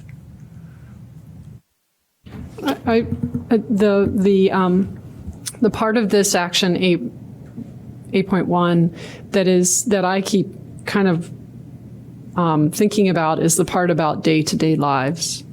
That's one of the things that has changed about preservation over time is it has gone from being kind of emphasizing the elite, whatever you want to call it, highbrow, really elaborate stuff. Not that stuff isn't important, but still, but also acknowledging the important sort of resources that are associated with the day-to-day lives of people that are no longer with us, but who left some kind of artifact of their existence in our landscape, and that we believe is important for some reason. And so as long as something about the day-to-day lives remains here, I think it feels like it does something important, this action item. So maybe we orient preservation to people's day-to-day lives and we put something else here to make sure that we clarify. Maybe we change that or whatever, but I would personally encourage us to keep something about day-to-day lives in this piece, because I feel like that's what you were trying to get at, actually. Yeah, I wonder if maybe maybe the problem is that the language is too specific afterwards. Because it allows opportunities for, maybe something was purposely excluded or wasn't, and there must be a reason for that. And so maybe you're orienting it to people's day-to-day lives and there's something about, communicating its broader value or something, and you leave it a little less refined and specific. Yeah, as a kind of, the other ones are a little bit more specific. So maybe we could have one action item that is a little bit more of a mission statement in terms of day-to-day lives. I'm not. Yeah, how does everyone else feel? I thought it was good when we started. Good job, Kate. Well, the question then is, because this is the Land Use Commission has requested that we come up with these. So if we're potentially going to vote on this. So how do we vote on something that needs to potentially be wordsmithed, or do we? I would move that we accept it as written. Okay. But can I ask a procedural question? In the past, when we've had things like this, we had an opportunity to think about it for a second, and then it comes back. Are we obligated to see it and vote on it on the same night? I don't think you're obligated to do that. I think the timing is unfortunate in terms of when this meeting was held, and I think the intention that the city has is to get a draft of this, and when I mean this, a draft of the next version of the comprehensive plan distributed to the Land Use Commission either late tomorrow or the next day, so that they have time to digest that before they vote on it on the 21st. So, maybe there's, tomorrow morning. No, I just, but yeah, this is the first time I'm realizing the timing that is unfortunate, for them. So, kind of as a compromise, could we vote on something and then if someone had comments or something, we could send that later? I think there's other opportunities to, you could include something. I think some of the comments were really great, like Commissioner Johnson having a little more, an action, active voice. I think those were great comments. You could put something in there. It gets distributed to them. If you'd like to write something after that is included in their packet for the 21st, and you're saying, hey, actually, we think it should be tweaked a little bit, they can make a motion to accept that change. You could also do that at City Council, could make a motion to accept. Well, that gets to be a little bit much. That's a lot of logistics for changing a few words. When I first read it, action item 8.1, I thought it was fine. And then we had this conversation about the landscapes. And so at a minimum, I would like to suggest that we add something in here about landscapes and cultural landscapes and free and, supporting free and open access to our parks as a general statement. And then if you all are not excited about my suggestion about encouraging innovation, I wouldn't fight that. I just thought it would be a nice thing to give architects and property owners a little bit more flexibility, but that's fine. So if we wanted to just go ahead, I'd support, as written, except in action item 8.1, something about landscapes, since it's a list. Yeah, I'd like to see landscapes in there too, based on our conversation earlier, just to spell it out explicitly. But I thought it was really good. Yeah, I agree about adding a note about the landscapes. It's hard not to take action after the presentation we had. Just a question of clarification for their first suggestion, including explicit reference to designating. I don't have to read it. Is the intent there that the Land Use Commission is telegraphing that they wholly support the local listing of these? Yes. Yeah, and that doesn't translate to them being designated. Right, But right. you know, let's assume There's that still the this process. let's assume that this gets adopted by City Council. That's the policy that the city has stated, is that there is value in these resources and that they should be designated locally and to actively manage those So resources. there was significant debate at the Land Use Commission over this, Okay. and there was one commissioner that was really strongly advocating for all National Register districts to have a local district. Good. And so ultimately that did pass. So, And remind me, I'm going to get this wrong. The grouping of the temperance buildings, is that already the local, or is that only national? It's not a national registered district. It's only a local district. So the actual the Francis Willard Rest Cottage is on the National Register, and it's a National Historic Landmark as well. And then the local historic district is that Rest Cottage, and then 3 additional buildings. So the larger office building in the rear, and then the 2 additional single family homes next to it. That's what comprises the local district. So I think I heard you say that they're all locally protected. Yeah. Is there any reason then to add them to this list to get the national recognition that they need, or? I think it's already, I wasn't keeping track exactly with each and every one, but yeah, that's kind of the reverse of what they said, is like, if something's, if it's Already locally local. designated nationally. Okay. I mean, Okay. I would, because it's already a, National Historic Landmark for that specific building, I think that it has that okay.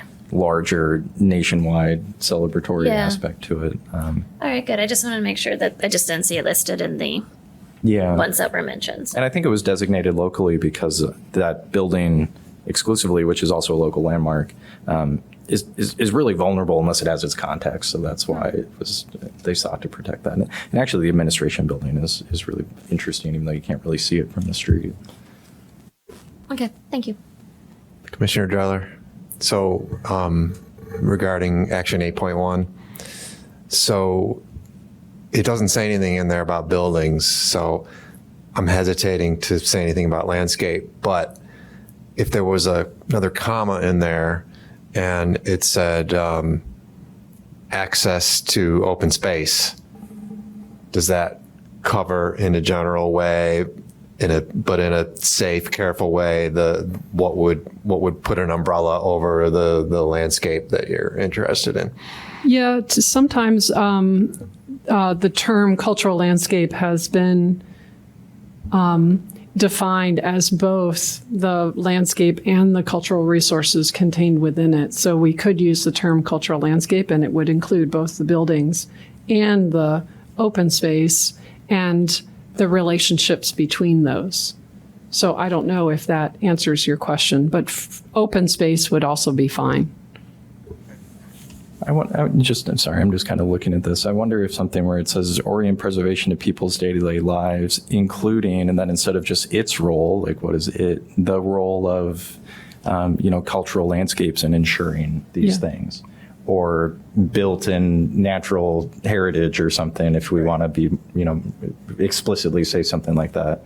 So it's the role and the function of both these things and their relationship that ensures these following things that are also important. Is that? I read the "it's" in that sentence as referring to preservation. So I think just being more explicit in what we mean when we say that Okay. might be beneficial. Okay. I'm good with that if everyone else is. so it's just if you I think want, that's much stronger. Yeah. right. So it's just if you want cultural landscape or built in natural. Yeah. Whatever.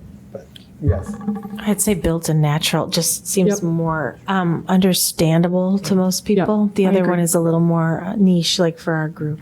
Jargony. Yeah. And I mean, if we want to try to make sure that people understand what we're talking about, I would agree with that. And I don't remember the specific policy and what action it is, but there is something in the preservation chapter specifically about cultural landscapes already. Carl might have it. I But I agree. I think if we're Sorry. trying to remove some of that jargon, I think maybe. I think it's under policies and actions, preserve spaces that embody the city's diverse historic, social, and cultural periods, people, and events. I think it's in there. One of the action items under that It's about culture. policy. Yes. Yes, we can leave cultural landscapes and Right. preserve 2040 Right. and be a little bit more vernacular here. I think that's a great and I think maybe the problem was maybe that just needs to change and be more clear, and maybe then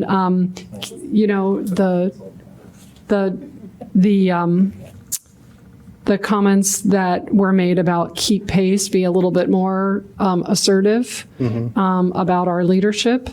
And there was also not in action 8.3, not just responding to it, being in sort of like response mode, but actually actively engaging and pushing forward and trying to advance some of these things and have some leadership. That seems like embodies the spirit of our comments.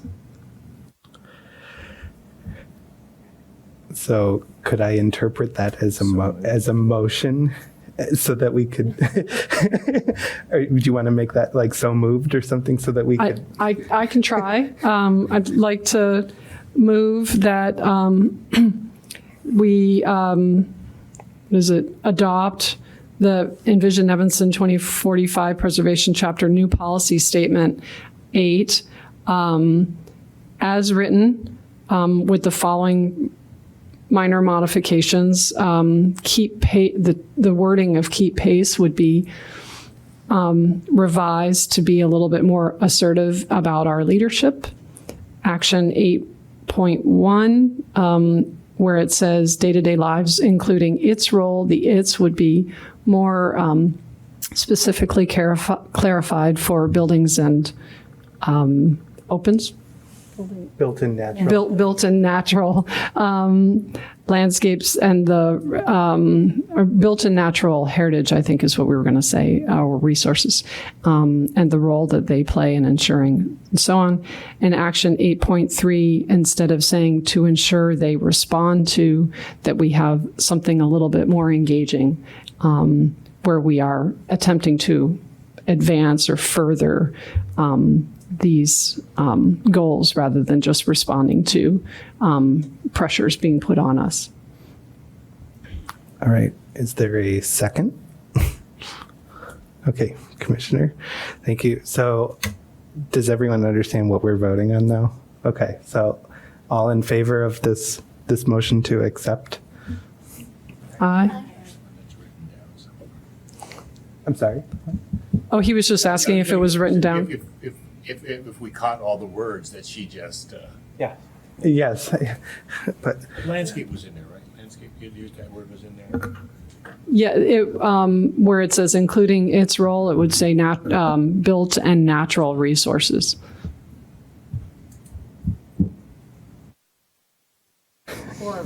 Or we're in the middle of a vote. Yeah, we're in the middle of a vote. So, I'm sorry. So I mean, I was doing so all in favor, and I guess we'll. Yes, no. Well, I'm just concerned that resources, I mean, are we talking about coal? I thought we said heritage. I think we said heritage resources, or so, but. Okay. Does that communicate landscapes? I don't understand. Okay, that's all. Okay, so all in favor. This recommendation goes to the Land Use Commission. Aye. Aye. Any opposed? Seeing none, it passes unanimously.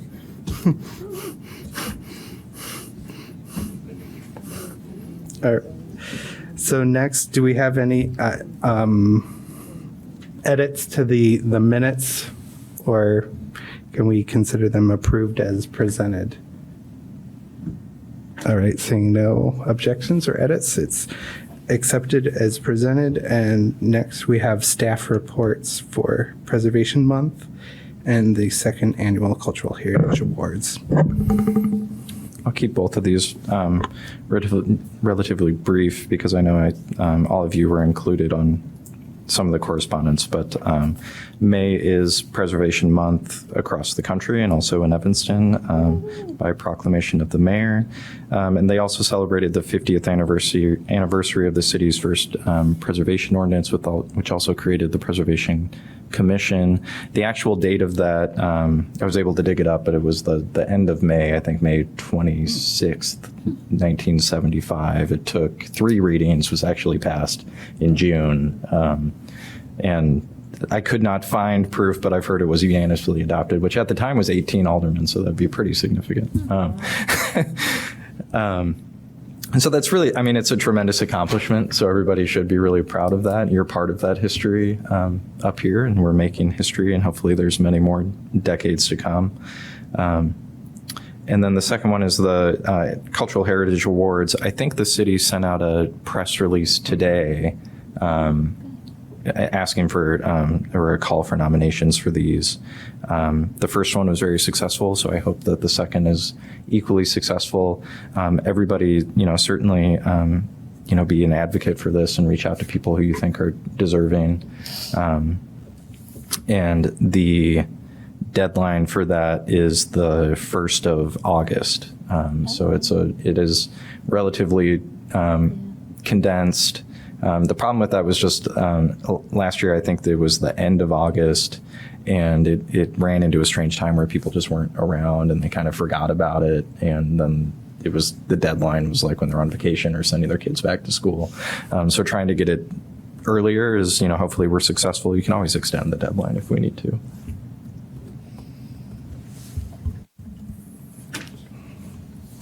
Just going to add, it was very nice to have the mayor read the proclamation celebrating historic preservation. We were actually well represented. The first chair of the Preservation Commission, Joan Miller, was able to attend, and we had several other chairs too throughout the history of the commission. So it was a great time. And the Evanston Roundtable also published a photo of the so.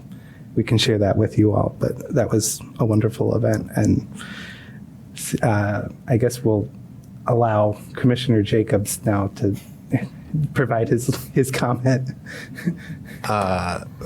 First, I'm serious that I don't want to violate any meeting decorum or open meeting rules or anything like that with regard to discussing that dog park. I think you're not taking action on anything, so if you'd like to discuss something. So we are going to write a letter with our comments regarding the proposal on the dog park, correct?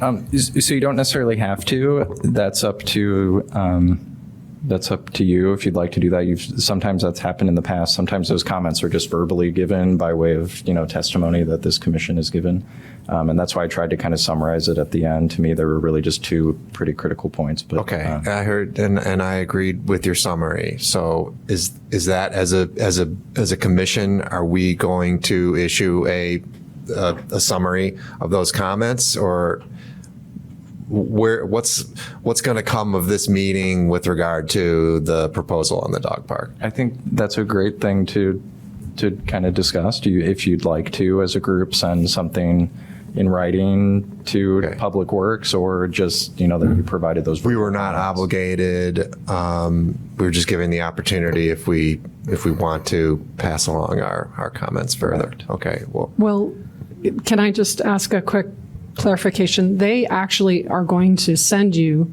the final design, right? And then you are going to approve it administratively, correct? Yeah, the way that the rules of circumstance work for this and you'll be reviewed against the standards. This opens up a whole issue that we've discussed previously. The standards don't really speak to a lot of these interventions. The built physical change is pretty minor. It's easily reversible technically in terms of how the standards are written. But yes, that is what so that's what's going to come from the meeting, is that we reviewed the project so that when it comes to CADE for administrative review, he knows what the commission wants. So that's the like deliverable, were comments to him. Okay. I mean, we could write a letter if we wanted, or individuals could write letters, but And does that answer your question? yes, it does. And it leads to another question then, which is that if they don't make any changes and they continue to enclose the amphitheater, I'm not asking you to answer right now, Cade, but that puts Cade in a maybe a difficult moment of whether or not he's going to honor our at least some of our comments regarding that submission. Do we want to discuss that any further? Our feelings on that? Are we saying that we object to any proposal that continues to fence off the amphitheater to the dogs and not to the non-dog people? Well, and I think the distinction is that when you provide review and comment, you're not bound by the standards to provide those comments. So you're able to broadly identify character-defining features. You're able to speak, in a way that essentially you're just trying to create a best case ideal scenario in your mind. There is very often a difference between the ideal solution and a solution that meets the standards. And that's, sometimes difficult to rectify. I don't know the answer off the top of my head, but I mean, I'll go through each of the standards that apply. In that case, certainly, alteration 1 through 10 and whatever construction related to the flat work and the fence, essentially. So just to understand where we are, because this is a capital improvement project that was approved part of the budget, the funding for it was part of the capital improvement project, right? And so then when the city then issues a permit for work, does it go to city council for them to vote on approving the permit, or does it just move forward after all this public?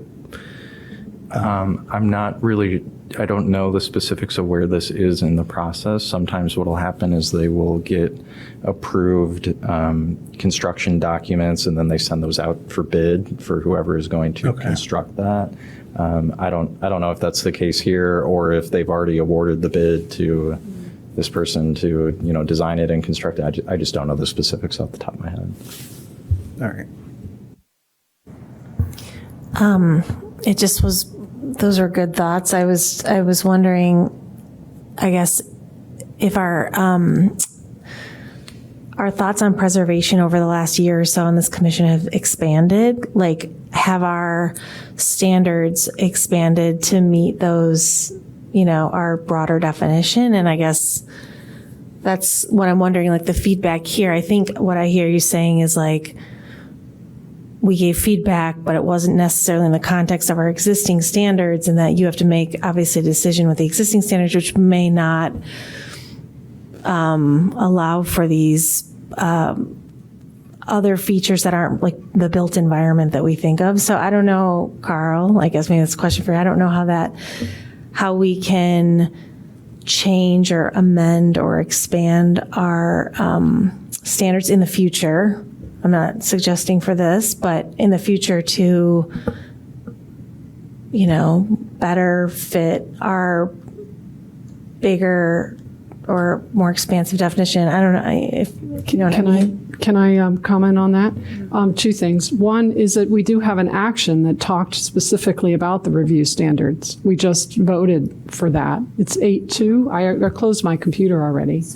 But there's a process. Well, there's a process for right now, because this is not on the agenda, we can't really do any action on it. But there's a process we for it. We can start thinking about that. But I'll be honest, I do not think that the comments, at least that I provided, were outside of the boundaries of the review standards. I was talking about the character defining feature, what makes this place unique and historic.